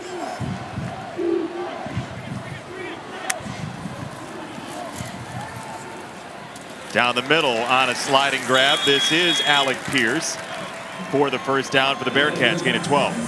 Just ask for him, right? Call his name a couple of times. Hey, he hadn't done much in the game, and all of a sudden he emerges. All 6'3", 215 pounds of him. A solid receiver. Yeah. I was going to say I'm a big Pat Fitzgerald fan. Love Pat. Think he's a great coach. But I got to say, Alec Pierce's parents both are Northwestern alums. How Alec Pierce left the Chicago area with 2 Northwestern alum parents and Pat's Cats didn't get him, I don't know. He had offers from everywhere. Heck, he could have played college volleyball. He had volleyball offers along with basketball and track. I mean, he is a tremendous athlete that catches everything thrown his way, and he, like Desmond Ritter, he's gotten better every year in the program. This is Ritter to throw. He wants Pierce in the end zone. Alec Pierce goes up, and let's see. It is incomplete. I thought maybe he'd come down with that as he caught it and landed. Nope. He didn't. That'd have been a heck of a catch, though. Matt Austin, as you watch this, didn't complete the catch going to the ground, is what you'd say, right? That's correct. Because he was contacted by the defense while he was still in the air, that caused him to go to the ground. He needs to survive it, basically hand the ball to the official. Didn't happen, so it is incomplete. Good call. Thank you, Matt Austin. Really appreciate it. He's shaking up, Jason. He is. Alec Pierce would be a big loss. Downstairs to Kark. Yeah, I'll keep you posted on Pierce. I don't see a Northwestern offer, Jason. Big Ten offers from Wisconsin and Minnesota. He's a smart guy, too. Mechanical engineering major, 3.8 GPA. When you look at him physically, too, he's absolutely jacked. He deadlifts 675 pounds. That's a program record for a skill position player. I mean, this guy is as advertised. I know, Andre, you mentioned a potential NFL wide receiver. I don't see why not. He's got the speed, the strength, the IQ. And most passes, Kark, that he just let that one hit the grass, he's reeling those in, especially when they're near the end zone. Looked like Vincent Davis's helmet dislodged the ball on Pierce, who's out for this play from the 29.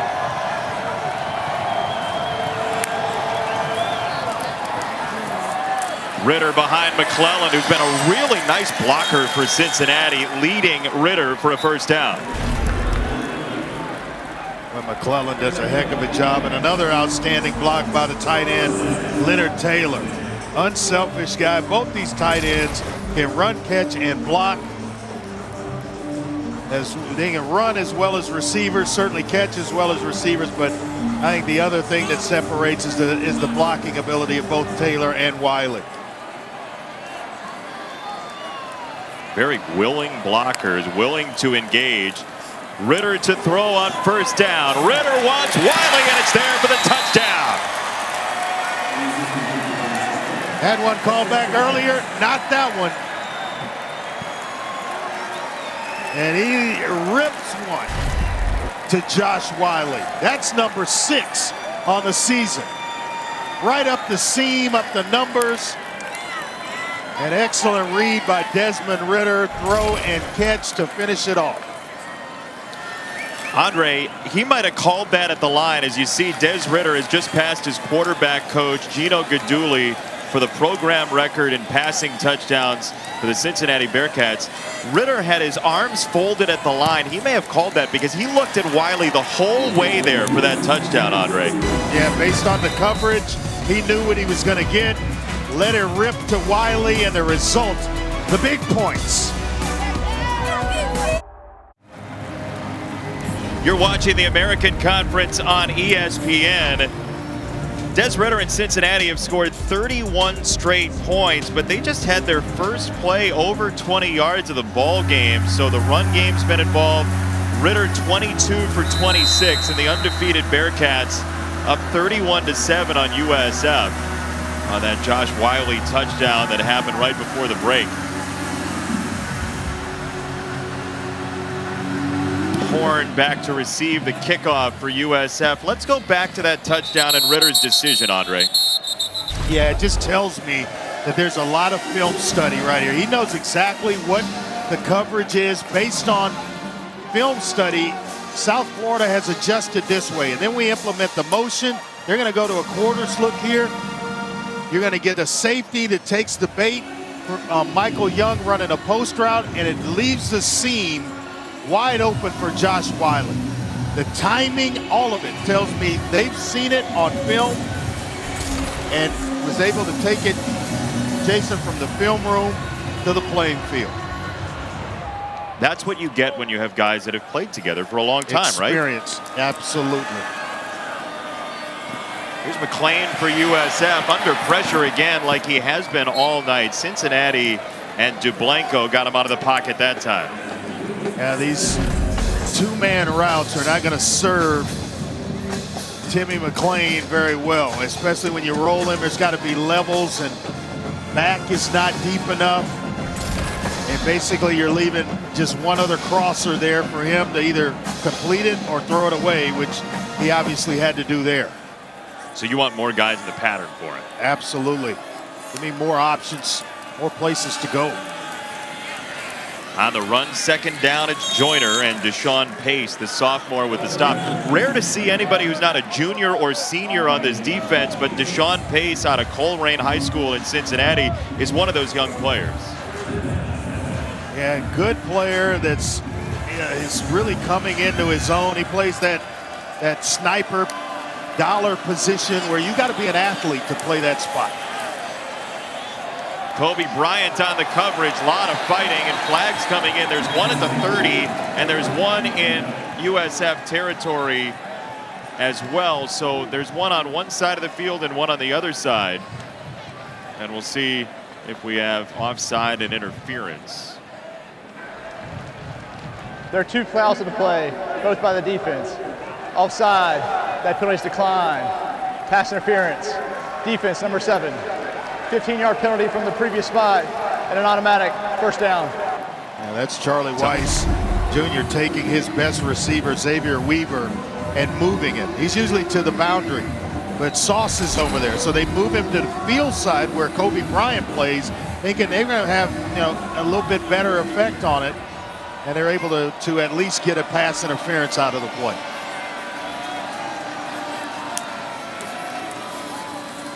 Option play on the reverse. They flip it to Horn, and that was going nowhere the whole way. They'll lose yards. Park? When I spoke to Jeff Scott, the head coach of South Florida at half, he just said this defense is just so good. There's no weak link.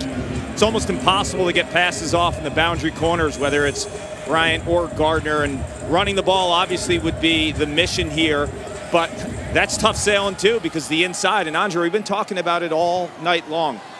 This defense does not have a weakness. No, I mean, we're talking about combinations. You see it there. There are 3 guys on the tackle. It's Beavers and it's Dublenko. Combo players, 2 solid corners in Gardner and Bryant. Well, you called Van Fossen's name all night long. Well, guess who stepped in for him? It's been Deshaun Pace the last couple of snaps making plays. There are no weaknesses. When one guy comes off, the next guy steps in and he contributes and makes plays. And a flag comes in. I think they're going to get the right guard for moving. Full start, offense, number 3. 5-yard penalty, third down. They'll call it Joyner, tailback. I mean, Andre, USF, which put up 42 points last week. Yes, the special teams had a role in that. 42 points. They're averaging 1.3 yards a play tonight. It's been tough. It's all of what we just described in terms of the depth of the defensive unit for Cincinnati. They go about 20, 21 players deep on the defensive side of the ball. McClain right down the middle and a wide open man, and Weaver to the 40-yard line. A breakdown for the first time tonight. They get 23. We've seen Weaver in the short side of the field. We've seen him go to the field side there. He's working from the slot, and a nice job by Timmy McClain finally getting one unleashed on time. Xavier Weaver has one of the best tattoos that you're ever going to hear about on his shin. He has a tattoo of Uncle Pennybags, the Monopoly guy, on his shin because he's money, as Weaver says. I mean, just fantastic stuff. He's their top receiver and trying to figure out ways in which to get him the ball. You see last week's production, 6 receptions, 105 yards for Weaver. He is much more Boardwalk and Park Place than he is Mediterranean and Baltic. There's Weaver again to the 25-yard line. It's a gain of 14. Now you're starting to see a little bit of Timmy McClain. They're South Florida fan. That's the future right there. Number 9. He's why guys are going to come from the state of Florida and other recruits to play alongside of Timmy McClain because he's that good. Mangum up the middle. Look, they've had quarterbacks here. They've had Quentin Flowers. They had Matt Grothe for that 2007 team that ended up beating West Virginia here in one of the biggest wins in program history. And now a Cincinnati player is down and hurt. It's Brian Cook, one of the senior safeties. So we will step aside with Cook down. Cincinnati scored 31 unanswered to lead. Great guest list for the Mannings tonight. You've reached Peyton and Eli. Leave a message. It's Pacino, and I want to be in the show. Foot by foot, we're going to measure Peyton's head. Watch Peyton and Eli. You never know who will drop by. They should have Frank on every week and just have him do a bunch of different impersonations. As Brian great. Cook, wasn't it? Brian Cook ended up going into the tent here for Cincinnati, and the safety position is one that got thin for them, losing a couple of guys last year, but Cook and Hicks have played some football for Cincinnati. Look, this defense, Andre, compare it to the other top 4 defenses in the country in those college football playoff teams. I don't know that other defenses have as much depth as Cincinnati has, to be quite honest with you. I mean, they've got size, they've got speed, the depth. They don't miss a beat. Jacob Dingle has come in to play that safety spot, and this is a hard run for Mangum to the 15. That's just not quitting, and that's one of the things that Jeff Scott told us this week was that this group has not quit. You come out to practice, you're going to see a group that competes, they get themselves ready to play, and they enjoy playing with each other. I think the future's extremely bright at South Florida with that man coaching the team and obviously Timmy McClain at quarterback. McClain sends it out wide on the screen for Horn to the sideline. And it's 1st and goal from the 3 out of the backfield. Horn. Nice job there by that combination. High school teammates, college roommates. And Horn has got some playmaking ability himself.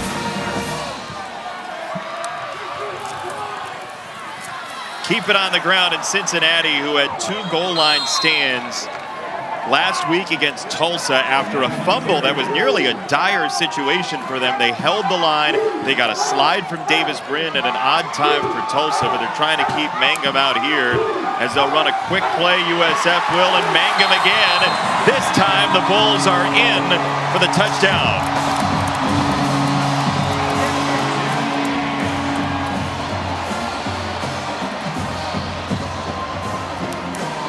No quit in Jeff Scott's group. Mangum, told you earlier in the game, he can bang with the best of them. And here certainly got to bang his way into the end zone. Nice tough run to cross the goal line.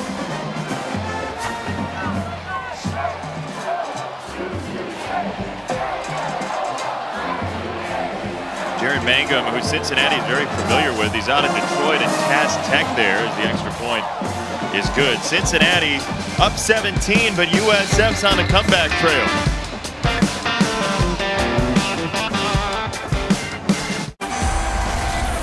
This season, along with their contributions to universities' general scholarship funds for every field goal and extra point made, Allstate will also be donating to the American Red Cross to help with disaster relief efforts. We thank you, Allstate. USF more than doubled its first half output in yards on that last drive. They're up to 104. 31-14 Cincinnati.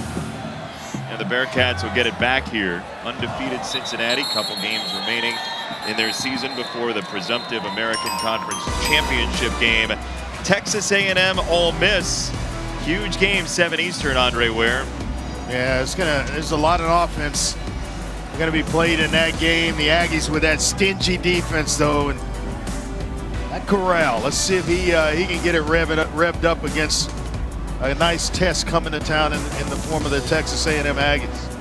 That'll be a good game. Jim Galliero and his traveling roadshow get to the Grove this week. College game day. Our pal, Jimmy G. Cincinnati football from the 25-yard line, and they will keep it on the ground on a first down run for Montgomery, and Greer again with the stop. And here's a senior linebacker, Andre, Antonio Greer. He and Boyles came here the same weekend, and they said, this is going to be us. We're going to help rebuild this thing. And the record hasn't been what they've wanted, but they've been two sturdy linebackers. Yeah, they have. He's an active player. Finally got healthy the last few weeks. Been banged up throughout most of the season, but he is starting to play at a high level. Des Ridder, Wiley again. Hey, Andre, I know you played in the run and shoot a lot, but why does a tight end matter so much to an offense? Well, if you got a guy, if you have a couple like Taylor and Wiley, trust me, I'd love to have had those two in the run and shoot, working underneath routes and being able to stretch the seams. What it does is it gives you a receiver that has a big catch radius. You don't have to be perfect throwing the tight ends, especially guys that are hand catchers like Taylor and Wiley. 4 catches, 57 yards for Wiley today. Ridder again, Wiley again. Short gain, got about 4. Second down.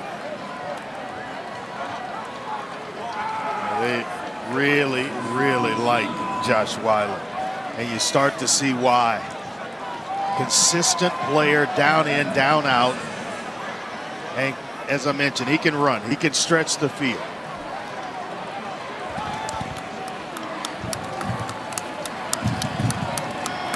Des Ridder, by the way, 24 for 28, 1 completion to himself today. And that snap goes wild. He has to fall on top of it. So 3rd and long, and now USF has a little life, Dre. Yeah, remember Clark told us earlier in the game, Jake Renfro not in there. It's Vincent McConnell. And I'm wondering if he had a nose guard over him, because that's usually when snaps go awry, is when you have a guy like somebody new moving to center. I would put a nose guard right on him every time, make him snap and try to get his hands up to block. He's not used to doing it, so that's extra pressure. So he's thinking about the snap and the block at the same time. And the block when there's a guy right over his face. High floated pass. That's an incompletion for McClelland. It was a forward pass, but Cincinnati's going to have to punt. Nice job by South Florida. A stop that was much needed. Plenty of time in this game to get themselves back involved and back in it.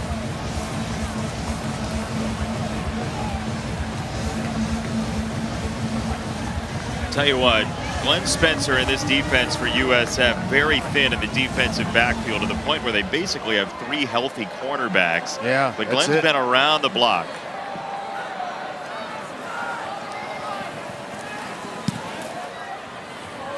First punt tonight for Cincinnati, and USF will have it inside the 20-yard line. Couple of upcoming American Conference games on ESPN+. South Florida's basketball team against Georgia Southern, noon Eastern. And then Wes Miller in Cincinnati, 7 Eastern time, against our former colleague Tom Green and the Georgia Bulldogs. Wes Miller did a great job at UNC Greensboro, and now in charge of Cincinnati. That is a young, up-and-coming head coach and team. And if you're an AAC fan, you got to have it. Sign up today, ESPNplus.com/AAC. I would keep on the same trend that they were on. Find and get Xavier Weaver involved.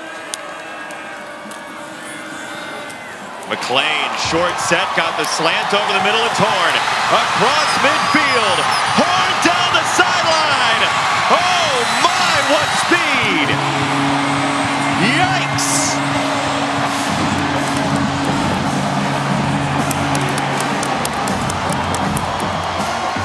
A stop, Jason, a quick score, and we got a ball game, baby.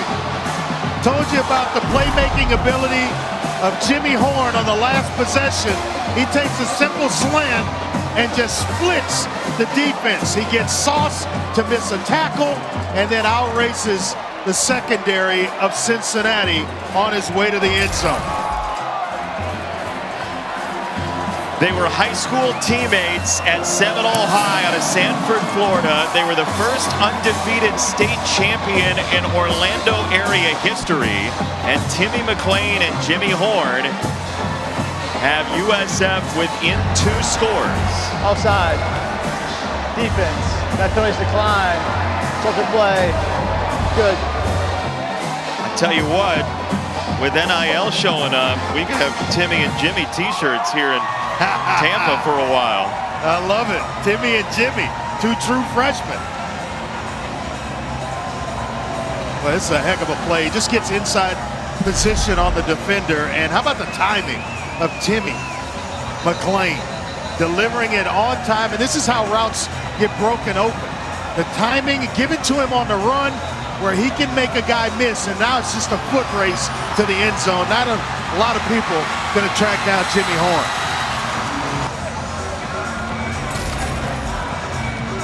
In fact, nobody tracked down Jimmy Horn there, and he was gaining ground with every step down that sideline. So now, 31-21.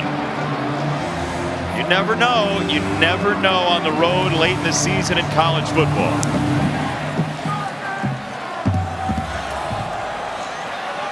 Tucker on the return. Trey Tucker gets across the 25. Clark, you talked to Timmy McClain during the week. I did. And Andre, you're talking about the accuracy. And every night, starting at the age of 7, he would throw with his dad, who's also named Timmy. And accuracy was the focus. His dad would move around different spots and stand and expect for Timmy to hit him in the hands. And it became habit. His dad's a lawyer too, Jason. That NIL deal might come in handy when he looks it over. And Timmy told me he could never lie to his dad growing up. The lawyer skills were too sharp, and you would catch him easily. I know a lawyer really well who's hard to kind of sneak something by as well. You know what I'm talking about, Jason Benetti? I don't know. You're a criminal defense attorney. Thank you, Clark. Really appreciate it. I never took the bar, though, so you're going to have to find a better lawyer friend. Hey, the crowd's into this thing now as McClellan goes down. Thaxton with the stop. Andre, this thing's starting to build a little bit. Yeah, it's infectious. When you have big plays, they transfer over. The defense has started to feel it a little bit. How about the defense rewarding the offense with the football, and then they answer with a big play of their own. This thing is, you're right, it's starting to spread a little bit for South Florida. Question is, what Cincinnati got in the tank here? They will throw the screen to the young man Thompson on that wide receiver screen. He ends up down the sideline for a first down and more, and a much-needed first down for the Bearcats. He's only caught 10 passes on the year, but he's averaging about 14.5 yards per reception.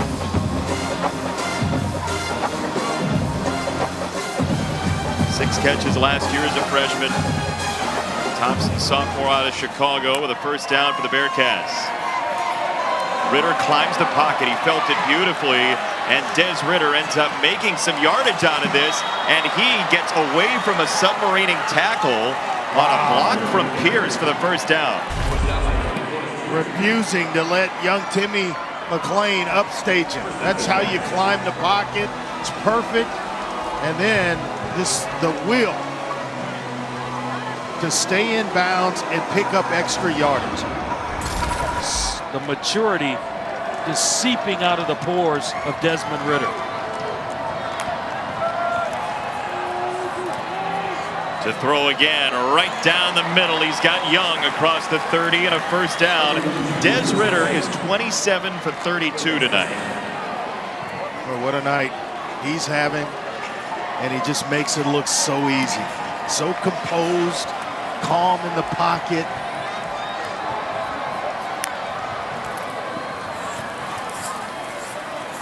On the handoff right, Des Ritter is the 5th FBS quarterback ever with 40-plus wins. And I know there are extra years in there and everything that goes along with it, but he has just absolutely, you said it earlier, been a winner.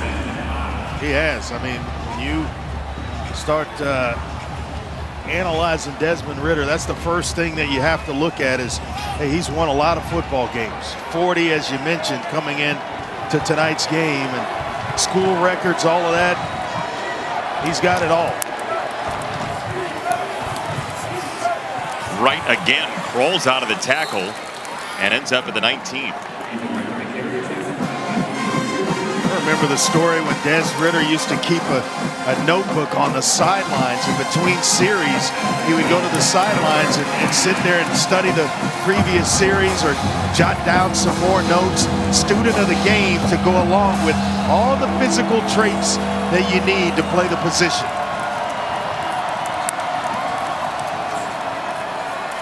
This is Ridder keeping it himself and driving the shoulder for a first down. And that exactly what you were talking about, Andre, is what his teammates have said. Even when things weren't going great for him early in his Cincinnati tenure, this guy believed in the work, and they believed in him because of the work he did.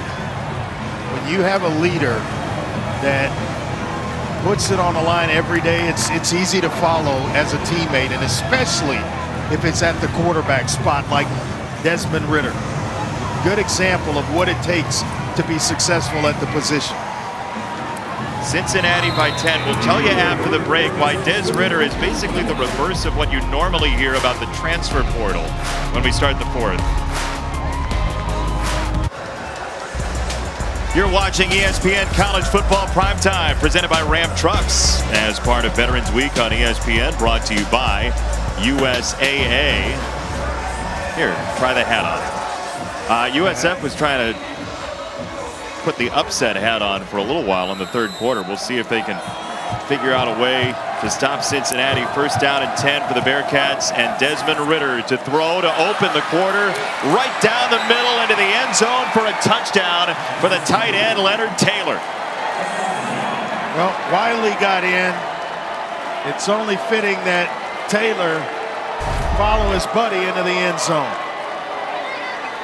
Nice job of showing the numbers to Desmond Ridder, and then the effort on the back end to get himself into the end zone. Does his knee touch?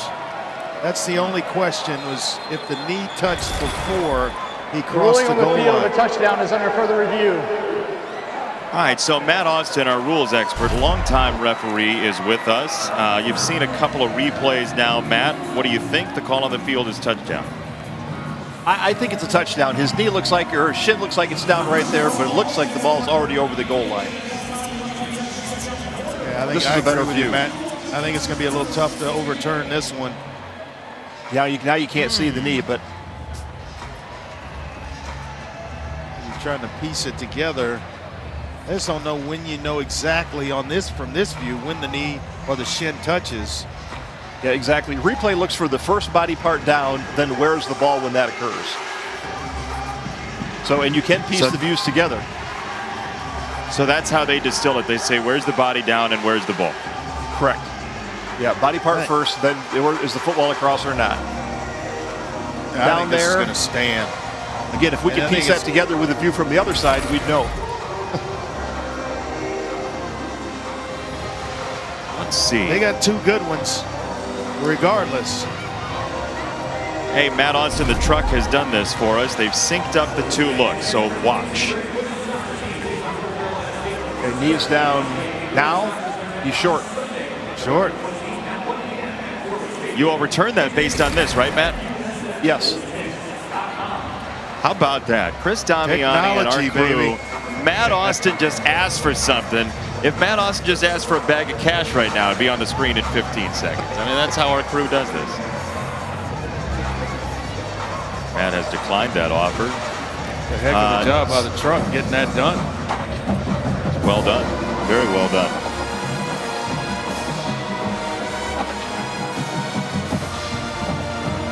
When it takes this long, Matt, you'd imagine that they're talking about where to place the ball, right? Yeah, this one's fairly easy. It's about a foot out, inside a foot. You don't want to put the ball too close to the goal line, or the centers will come up when they'll move the ball over the goal line before they even snap it. So you got to keep it a little ways away. That happens? Oh, all the time. Sometimes the umpire catches it and backs them up. Sometimes they don't. What else do you all have to deal with in terms of craft and guile? Oh, all kinds of signals and things like that, but very little with the ball. Matt Austin always providing us insight from the officials' point of view on Friday nights, Saturdays as well on ESPN College Football, some Thursdays. Glad to have Matt. He's Heck of an addition for us. After further review, the runner's knee was short. Correction, the runner's knee was down prior to the goal, facing the goal line.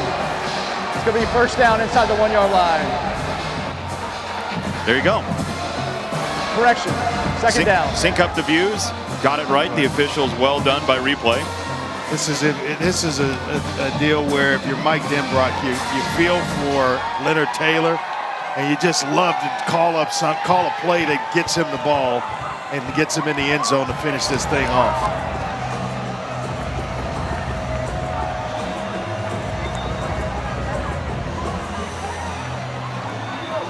Or you take care of him later, but you'd love to do it right now, right?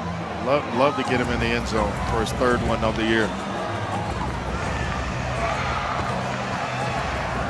So first and goal from the 1 for Cincinnati. There's the ball. Let's see if McConnell inches it forward a little bit. Not over the goal line, but get yourself a little room.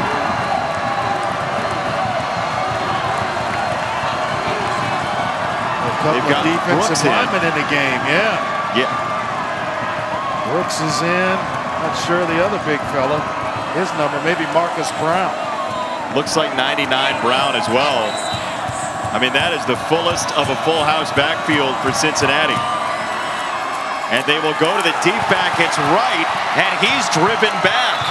It was Mims, the linebacker, who got in to force a loss. Keep in mind, they held Houston out last week from the 2 yard line. Excellent penetration, and they engage right behind the line of scrimmage. Wow.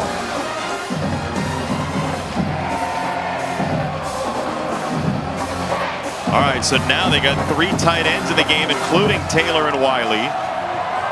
And Ritter out of the shotgun. That's Wiley in motion. And it's right. And he keeps his feet to get into the end zone. That is an absolutely determined effort by Ethan Wright. Well described, because South Florida had him dead to rights in the backfield. I mean, they had hands on him in the backfield. Thad Mangum had his hands around him and just let Wright slip away. And when he slipped away, he had just enough momentum to get him into the end zone. Wow. His coaches described him as a little hyper this week. And so they said, we're not going to start him necessarily because that's a different feel for him. But boy, the energy he provides, we saw on display right here. Yeah, no doubt about it. I mean, just will and determination to break the tackle of a defensive tackle and then get into the end zone. Excellent work.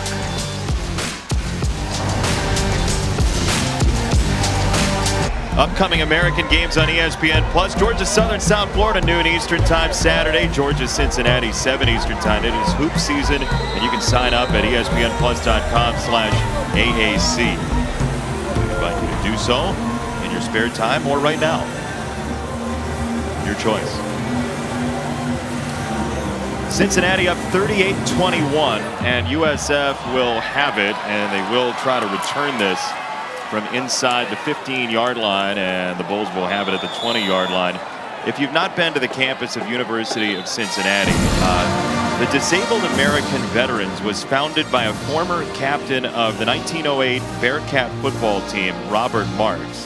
He served in the armed forces, was injured, which led him to advocate for disabled veterans.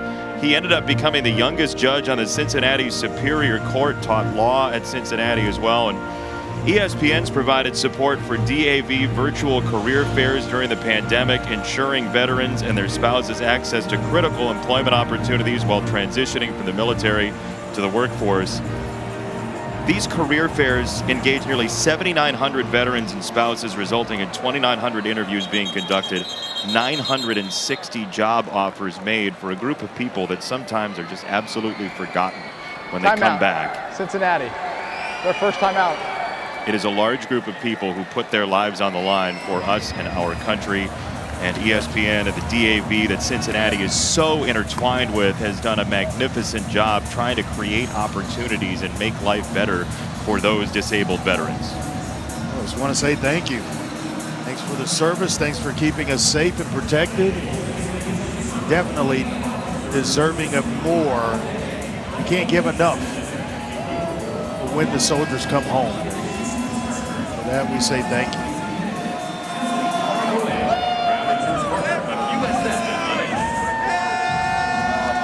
It is, again, it's a group of people. We hear a lot about people who give up their lives and sacrifice for the country. And even Pat Tillman's name was invoked here with a message on the video board tonight, this being Veterans Week here at USF. But you hear less about people who are injured, maybe irreparably, in war, and people who have disabilities that they didn't go off to war with. And to live with something like that when you have lived your life without that disability, to start your life, however old you are, is a major change in what life is.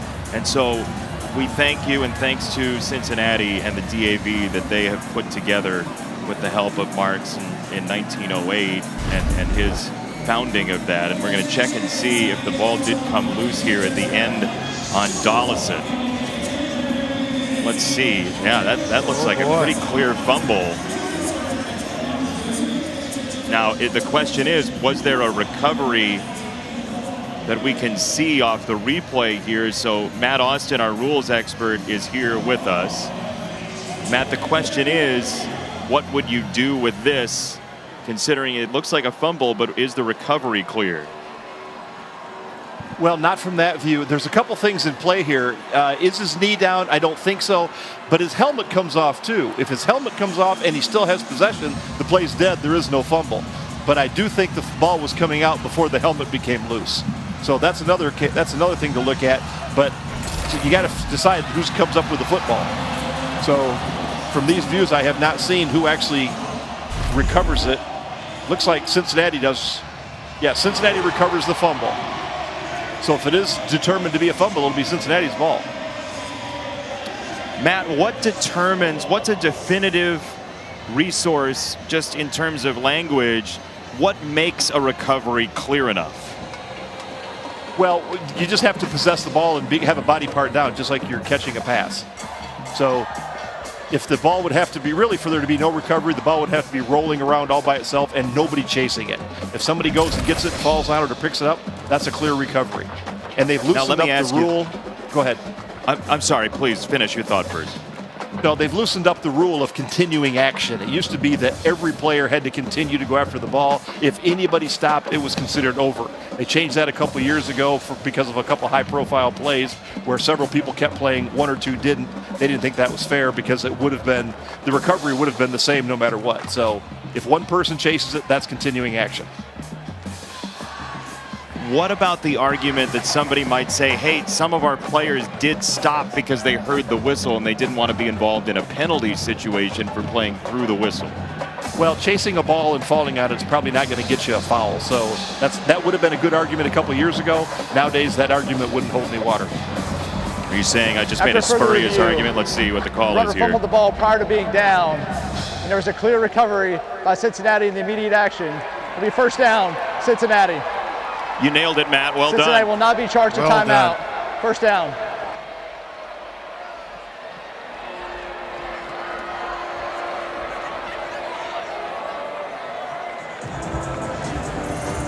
So Cincinnati ball and a short field here, and they're looking for a put-away score with 13:52 to go.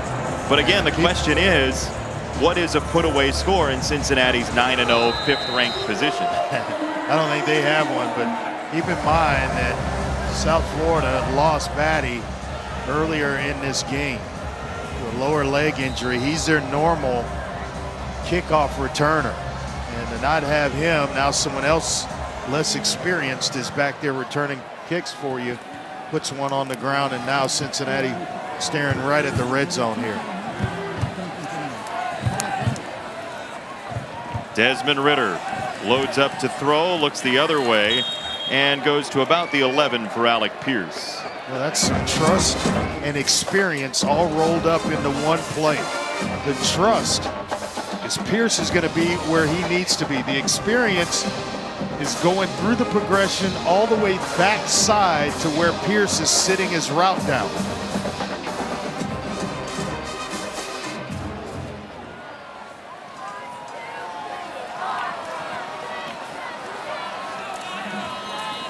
Counter action, McClellan got a burst inside the 10, and the ball comes loose.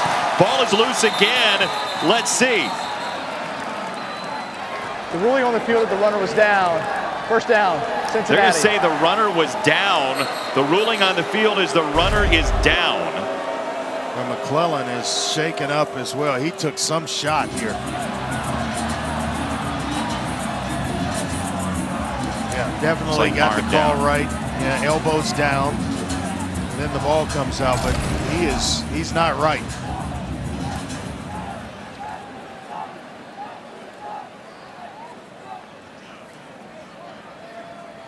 Matt, we saw a replay there. Did it look like the ball was moving at all? Or do you agree with Andre that the arm was down? I do. From that view, it did not look like the ball was moving. If there's another view, it would be great to get, but. Media timeout on the field. We'll try and get you one. We'll check and see on a possible replay review with McClellan down. Right now, 1st and goal as we step aside. ESPN College Football Primetime is presented by Ram Trucks, Motor Trend's Truck of the Year for the 3rd year in a row. See all our service members around the world with Bearcat and Bull pride watching this game and celebrating their teams and their schools. We thank you on this Veterans Week here in Tampa. Some smiles over a football game as Charles McClellan was injured on the last play. It looked like Jason Vaughn, the defensive lineman for the Bulls, landed on top of him, Andre. And so a couple of key injuries to Cincinnati today. Already at that spot, that position, Ford already out of the game for Cincinnati. Here is Wright, and he may have tripped over Alec Pierce, who was engaged in a block. 2nd and goal. So deep is this team, Cincinnati. Ford out, McClellan's out.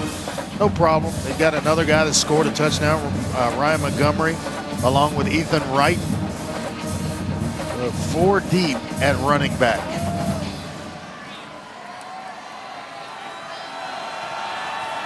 Replacing Jared Dokes, who was a great tailback for them. Des Ridder on the run. He's got the end zone in his sights, and Ridder tried to back in. They're going to say he was down at about the half-yard line. Let's see if the ball crossed the plane here. That's some closing speed by this South Florida defense, because I thought once he started vertically, he was not going to be denied the end zone. And all of a sudden, Isaiah Cromartie comes up and in run support, stymied Desmond Ridder. Boy, his jersey is showing the wear and tear of 3/4 of a ball game so far tonight. And now we have a whistle before the ball snapped. Timeout. Cincinnati. Their first of the half. They ran a similar play where they motioned Wiley down earlier, and that's the play that Ethan Wright scored on. So let's see if they indeed go back to that same look.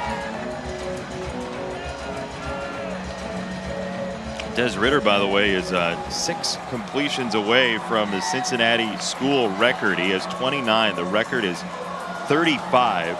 Last done in 1999.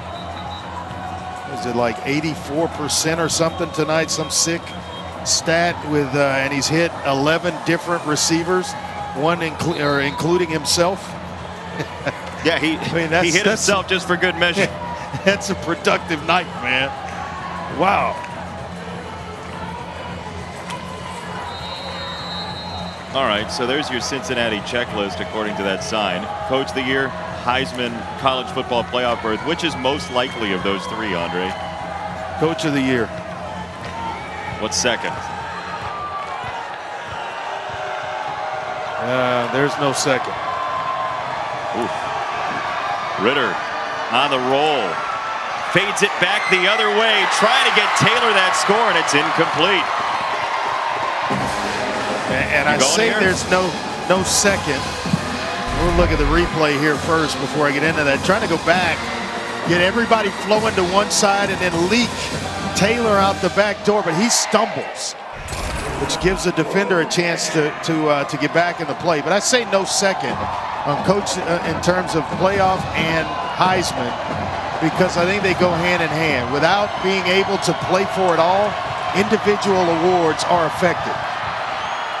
Right, seeking the goal line. I don't know that he got there. USF stops Cincinnati. And it's a fumble. They're saying maybe the ball came out. The ruling on the field is a fumble recovered by the defense. Kelvin Pinckney got through the line to make the play. And now USF creates a turnover one way or the other. On senior night, Kelvin Pinckney, being one of those honored before the game, is able to squeak through and make a heck of a play. And somewhere in there, the ball is loose. And with all those bodies, Matt, I don't know that you'll be able to find the football to much less overturn this thing. I think it's probably going to be a good case for standing. We're going to step aside, and it's 4th down anyway, so he'd have had to have recovered it and gotten in. Cincinnati gives it up. A week ago, I was homeless. I want to record something with you. Let's do it. King Cal to perform the national anthem. Big World Cup qualifier tonight. USA and Mexico coming up just after 9 o'clock Eastern. That's a rivalry that wasn't dormant, but it's gotten rekindled with some comments recently as that is picked off. No, it's incomplete. They're going to say incomplete. Hicks looked like he got his hands under it, but the far side official waved it off. 2nd down. Throughout the years, he's been an excellent special teams player, and we're stepped up this year as his first year as a full-time starter, and they have not dropped off one bit with him on the back end.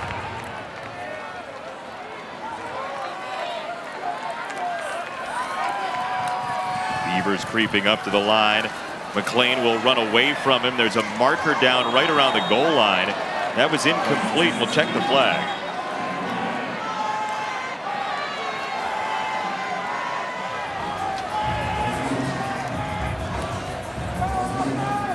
Would you call this a fast-moving fourth quarter? Formation. More than 4 players in the backfield at the snap. That penalty's decline. Result of the play is 3rd down. What was that, Jace? I said, would you call this a fast-moving fourth quarter? Not fast enough for Luke Fickell. Certainly, he's about ready to get out of here with a couple, 4th down stop, and all of a sudden, Jimmy Horn's running loose in the secondary.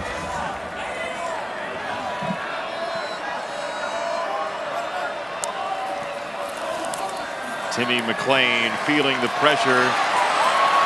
McLean on the run, down the sideline, across the 20-yard line, and some life for the Bulls. Timmy McLean on a run of 22. He is going to have some career, and it's just getting itself kick-started.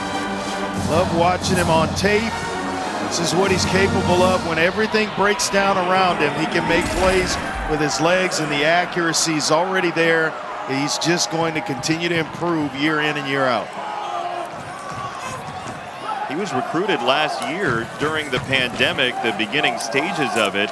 And talking to Jeff Scott, they didn't see him in person. They recruited him off tape, Paul Carcaterra. This is a kid who's got a lot of a bright future for USF. Yeah, and it came down to him and a couple other quarterbacks, and Jeff Scott was really impressed with how cerebral he was, how he thought of the position, being a quarterback and being a leader and coming from a family that really valued ethics and morals and was really grounded throughout that process. Because when you can't see someone face to face, you're relying on the Zooms, and his character sold Jeff Scott in this class is really starting to come along with a guy like Timmy McLean and Horn. And Horn came after McLean. McLean was the leader there and started that trend with his freshman class. I think Jeff Scott has something to build on the future with Timmy McClain for sure. Yeah, and he was a winner. He won in high school. Catch by Atkins got him the first down. To that point, Andre, we talked about Ritter being 40-5 as a starter at Cincinnati. Timmy McClain's record in high school is exactly the same, 40-5. Yeah, guided his team to their first ever state championship. Threw the go-ahead. Actually, had the go-ahead 58-yard rush for a touchdown in the semifinal game. He's some player.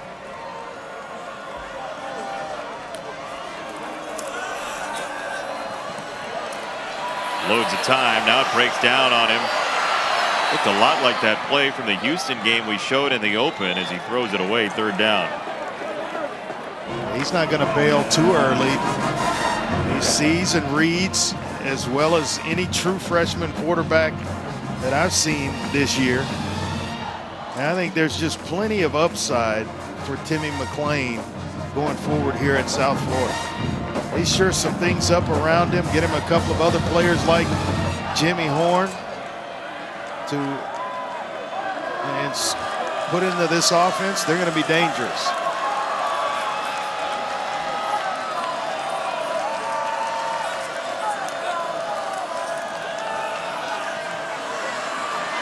McClain down the middle of the field, got the first down right at midfield. It's Weaver again. He's tossed aside after another first down.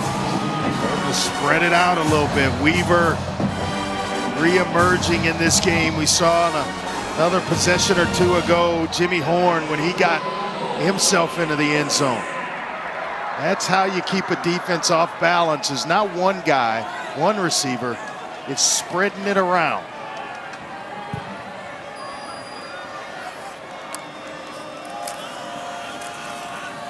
Does decide to give it at the last second on the choice there to Mangum as Tyvan Fawson again makes a stop. They need to score here though, Jason. Being down by 17. Need to find the end zone. He's hurt too. Tyvan Fawson goes out holding his wrist.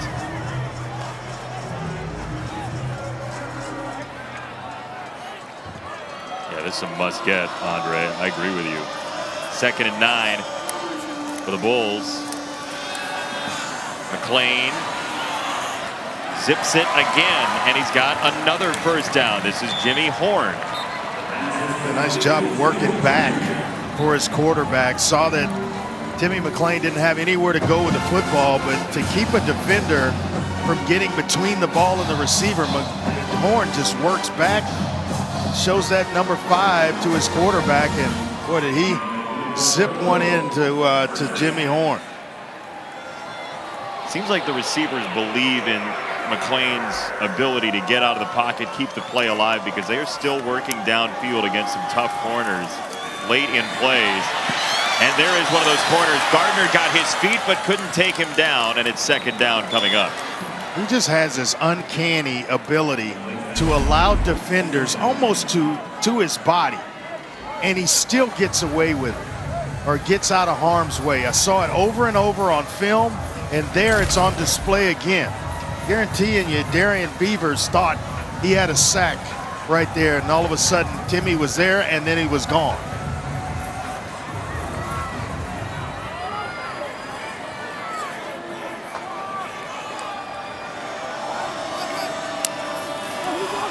Oh, Sanders got a great break. He might have been offside. It looked like the timing was perfect according to the officials. Myjai Sanders just jumped that. Well, thing about it is Timmy, being a young, inexperienced player, is going on the same count over and over again. And so Sanders is hearing it and got a great jump, if not offsides. Yeah, I was going to say it was a great jump. Might have been too great of a jump, but it got the job done. It's a sack and a loss of 6, and off the timeout, we'll step aside.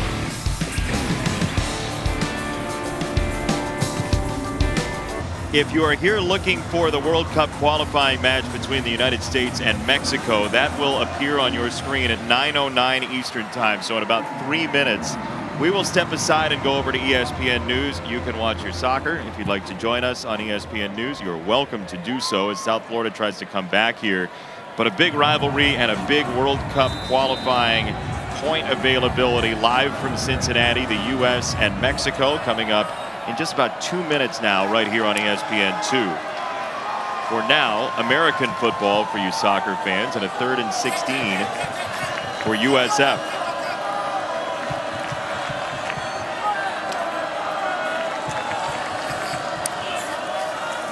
McClain steps up in the pocket. Timmy McClain, the freshman, whips it down the sideline and has a completion. This is Willis inside the 15-yard line. Always aware of where he is on the field. And he drains every step out of this before crossing the line of scrimmage and able to find a receiver and get the ball thrown. Well, Holden Willis gets him a first down. Timmy McClain now hopping in the pocket, throws it out wide inside the 10, and it's off the spin. Atkins, the sophomore out of Vieira on the Space Coast. Under 7 to go, 2nd down. Nice job on McClain. This is an impressive drive. We'll just speed some things up here and try to find the end zone a little bit faster so you have some time on the back end. 2 timeouts left for USF. Joyner with a burst across the 5. First down and goal for USF coming.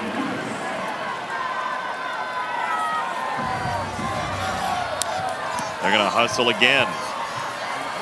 McClain finds his way in. Touchdown Bulls.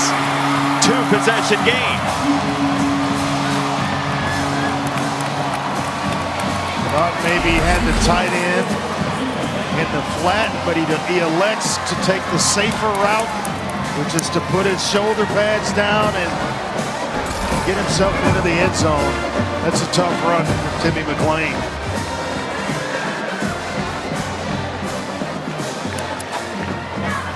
That's a 98-yard touchdown drive. Yeah, I'm telling you, they've got something special at quarterback to build around in number 9. Andre, they've outscored Cincinnati this half. USF has 20-14. So we are going to move over to ESPN News. USA and Mexico in a World Cup qualifier from Cincinnati right now on ESPN2. Take it away. US-Mexico, the biggest of nights in Cincinnati. How I would describe Ryan Montgomery tonight. Last play I almost said Montgomery in, but then everybody in Cincinnati would have been craving barbecue ribs.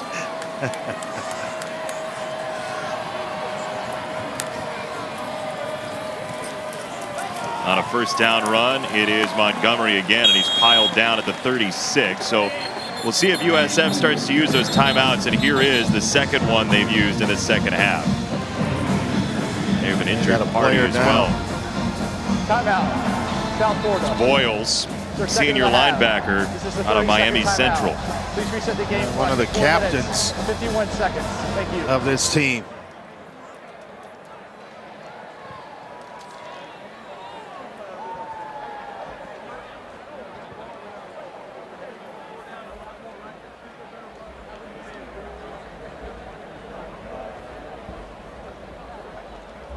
I mentioned Dwayne Boyles and Antonio Greer happened to visit on the same weekend at USF. They decided in part together that this was going to be the place for them.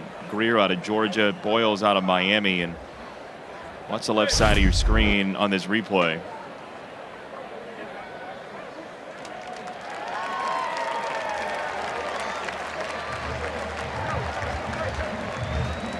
Got caught up might have hit the leg of a lineman there. Caught up in all the trash there. Hopefully he'll be okay. He means so much to this defense.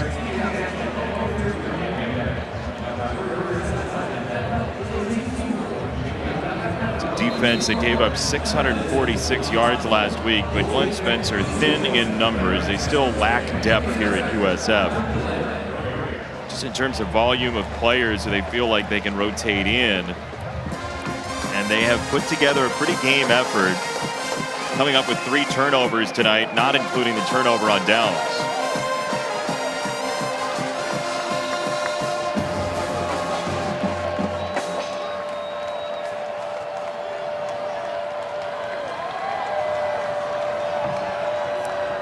Second down, Cincinnati. Ritter to throw, and he's got Tucker, who turns it upfield for a Cincinnati first down at 4:45 to go. The experience of Ritter starting to shine through. They bring a blitz with Vincent Davis from that area of the field, and he goes right to the place where Davis vacates to blitz from. Some numbers, 31 of 37, 304 and 2 touchdowns. What a night. His first 300-yard passing game of this season for Des Ritter, his 5th of his career at Cincinnati. He keeps it this time. Wright got mauled, and Ritter gets a couple of yards, gain of 3. Protecting the football here in the second half. That's why Mike Denbrock can still throw it this late in the game. Instead of trying to milk the clock down, they're just running their offense right now. Does he trust that young man to do the right things with the football?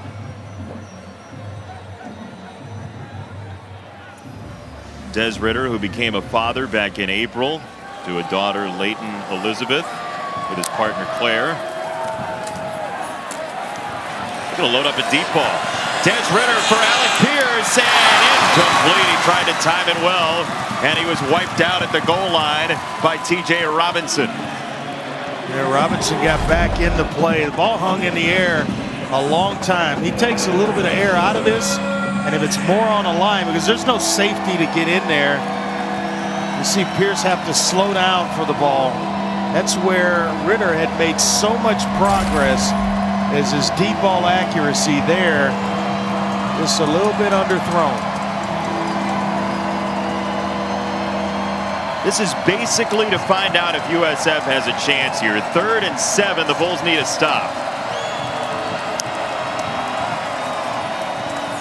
Ritter guns it at the feet of his intended target, Tyler Scott. And now Cincinnati likely will be forced to punt it back to USF with 1 timeout. Whoa, it gets interesting. A quick score, and it gets really interesting.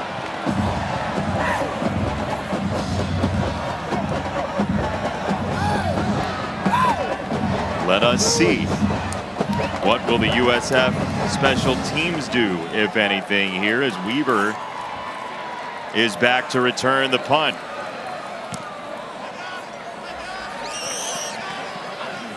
He steps forward, and the official got cleaned out at the goal line. USF will have the ball. The official will have an abrasion or 2. And here's what's coming up this weekend. Well, frankly, very, very soon. In about 15 hours or so, Michigan and Penn State in Happy Valley, Mississippi State and Auburn. Which team is in more danger, Michigan or the Buckeyes, Andre? Well, that's a good question. I think Michigan going into Penn State, they would be the team I would say is in the most trouble. That's a tough place to go in, tough environment. Surprised, I know they had one whiteout earlier in the season. Surprised just for this game they didn't strike up another one. It'll probably be loud no matter what, but yeah, that place when they do a whiteout. Oh boy. McClain launches for the sideline, and this is batted and incomplete. So Bush on the coverage.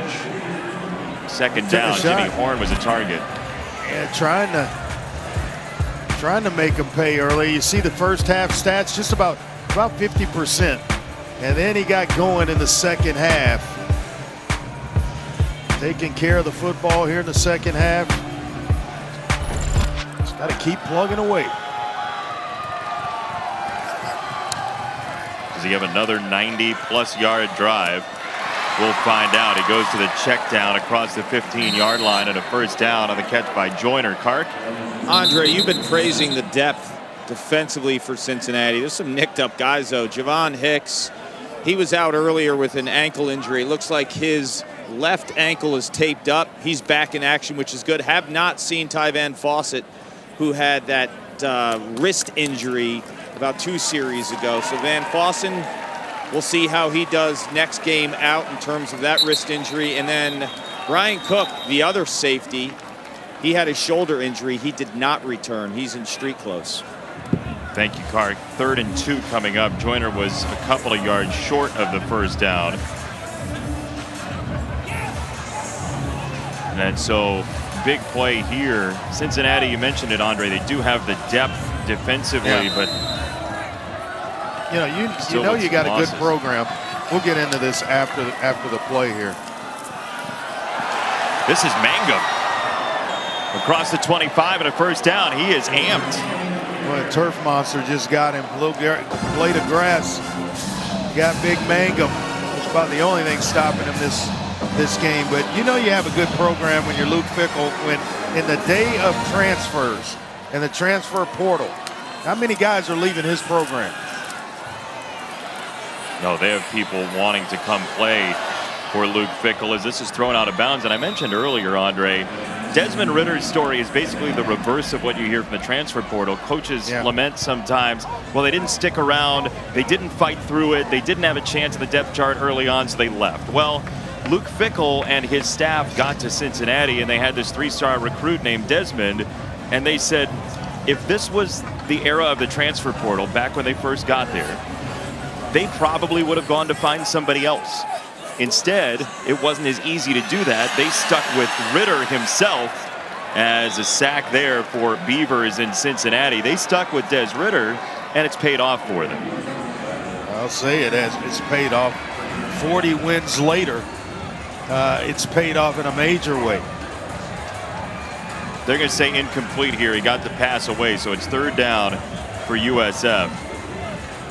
I gotta believe this is 4-down territory from here to the house for Jeff Scott. Pressure comes again. McClain gets away. Now he whips it downfield, and he's got the first down across the 35 to Willis with his 2nd grab. He's got some special gifts, and one of them is being able to elude pass rushers and keep his eyes down the field. What a player Timmy McClain is going to be. Does he have a miracle? The answer is no. Picked off by Cincinnati, and the Bearcats and Pace will take it the other way. Flags come in. Deshaun Pace down around the 20-yard line. There are 2 markers back at the 40 as Bryant got the tip and Pace got the pick.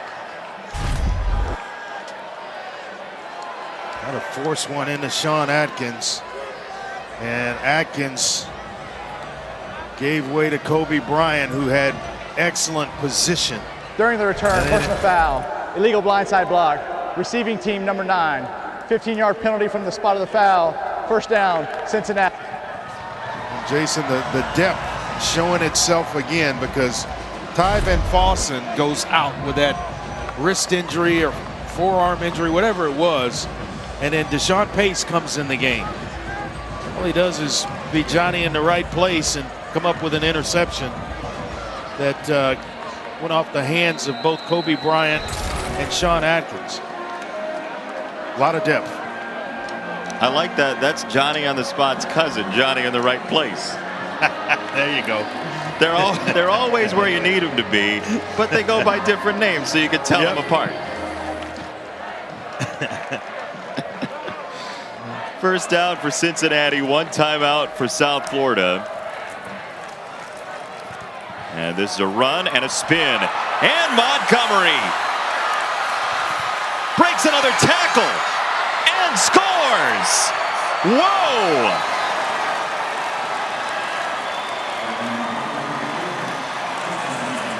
That's back number ridiculous. 3. That's back number 3, ladies and gentlemen. We got the starter who's out. McClellan goes out earlier with an injury. And here comes Ryan Montgomery. And by the way, this is his 2nd touchdown of the evening. What a run. A nice spin. And a breaking of a tackle in the secondary. That's a heck of a play, young man.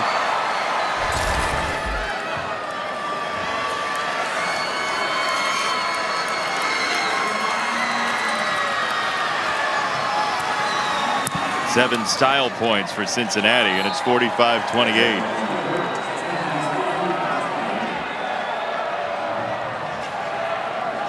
All right, so Andre, we've watched them for 58 minutes and 38 seconds. What do you make of Cincinnati being the #5 team in the country? Where would you rank them right now?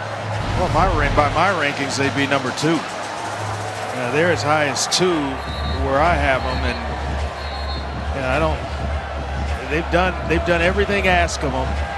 Just jumped every hurdle on the way to where they are, to a 10 and almost, I guess you could say 10-0 start, so to speak. They're taking care of business. Our Goodyear College Football Playoff rankings: Michigan #6, Michigan State #7, Cincinnati #5. Monday, January 10th, the College Football Playoff National Championship presented by AT&T. We will see if a group of 5 team does break down the door. And again, Cincinnati won't be a group of 5 team for very long, with the Big 12 invitation in and accepted for the Bearcats. Would there be any doubt if they were in the Big 12 this year? Yeah, if people will say, I almost said that earlier, and I'll get the tweets because you're not on Twitter. That's how this partnership works. I get all the heat because you don't play with a little birdie there. That they'd say, well, they would have played a Big 12 schedule, so of course they would be in if they were undefeated. But I agree with you. If they played this schedule and they had Big 12 next to them, I would bet they'd be in. Yep, that's my point. There's my top 6 right there. So you would take out Ohio State right now? Yeah, I was struggling with Oregon and Michigan State. I really was. Clark, what do you see here? Clark doesn't want to get into the fray here. He doesn't want to end up getting tweeted at either. Sure I do. Okay, there you are. After the play. All right, okay, Joyner. Here's the deal. Yeah. The only team that remotely has a win as good as Cincinnati against the top team on the road is Oregon, who beat Ohio State at Ohio State. I mean, Cincinnati went to Notre Dame and won that game. I mean, to me, it's the biggest Group of 5 win in the history of college football, ever, right? I mean, ever. What else do you want them to do?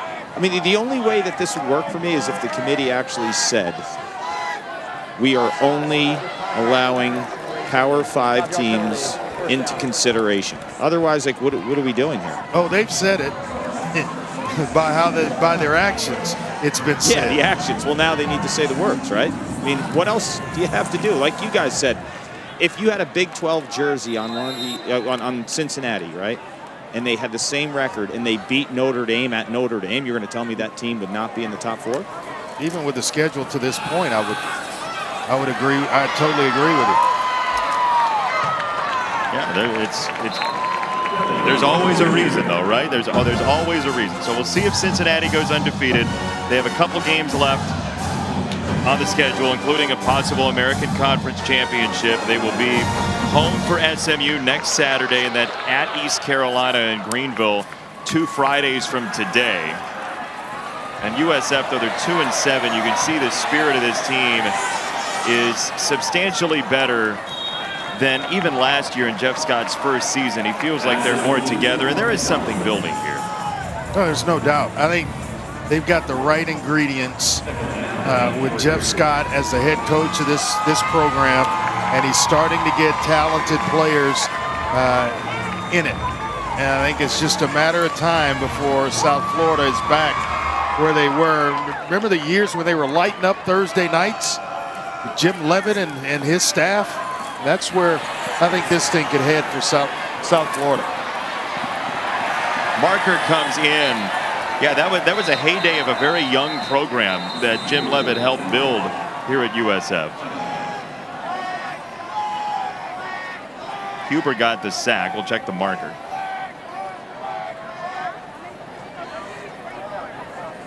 Holding. Offense, number 57. 10-yard penalty.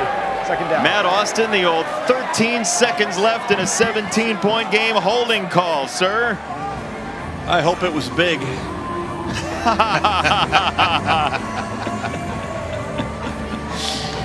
Our guy, Matt Austin. You have to call it all the way to the horn, but at some point, right, do you stop looking for a penalty like that? Well, it all depends. If it's a takedown, did he throw the guy to the ground? You know, you don't want ill will. So you don't want a guy to get up fighting. So if it's that big, call it. If it's a little handsy, you pull a tug of a shirt, yeah, you tend to let those go at this point. Thank you, Matt. Always great to have our official friend, Matt Austin. He's an official. He's not our official friend. He's both an unofficial and official friend. You know, Clark was saying that all they had to do, you know, you wonder if they'd say it or they just need to say it. I wonder if it's said in behind closed doors in meetings. That this is, you know, you don't get into this club when the votes are coming out. There are too many people in that room to say that. Oh, I bet you'd be surprised. Ooh. This is why you stick around on Friday Night Football for 13 seconds left.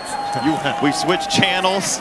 We just, you know, we're still here for you, though, and you're here with us on the final play of the ball game. Pace got in there in Cincinnati. Andre 10-0 now. Impressive.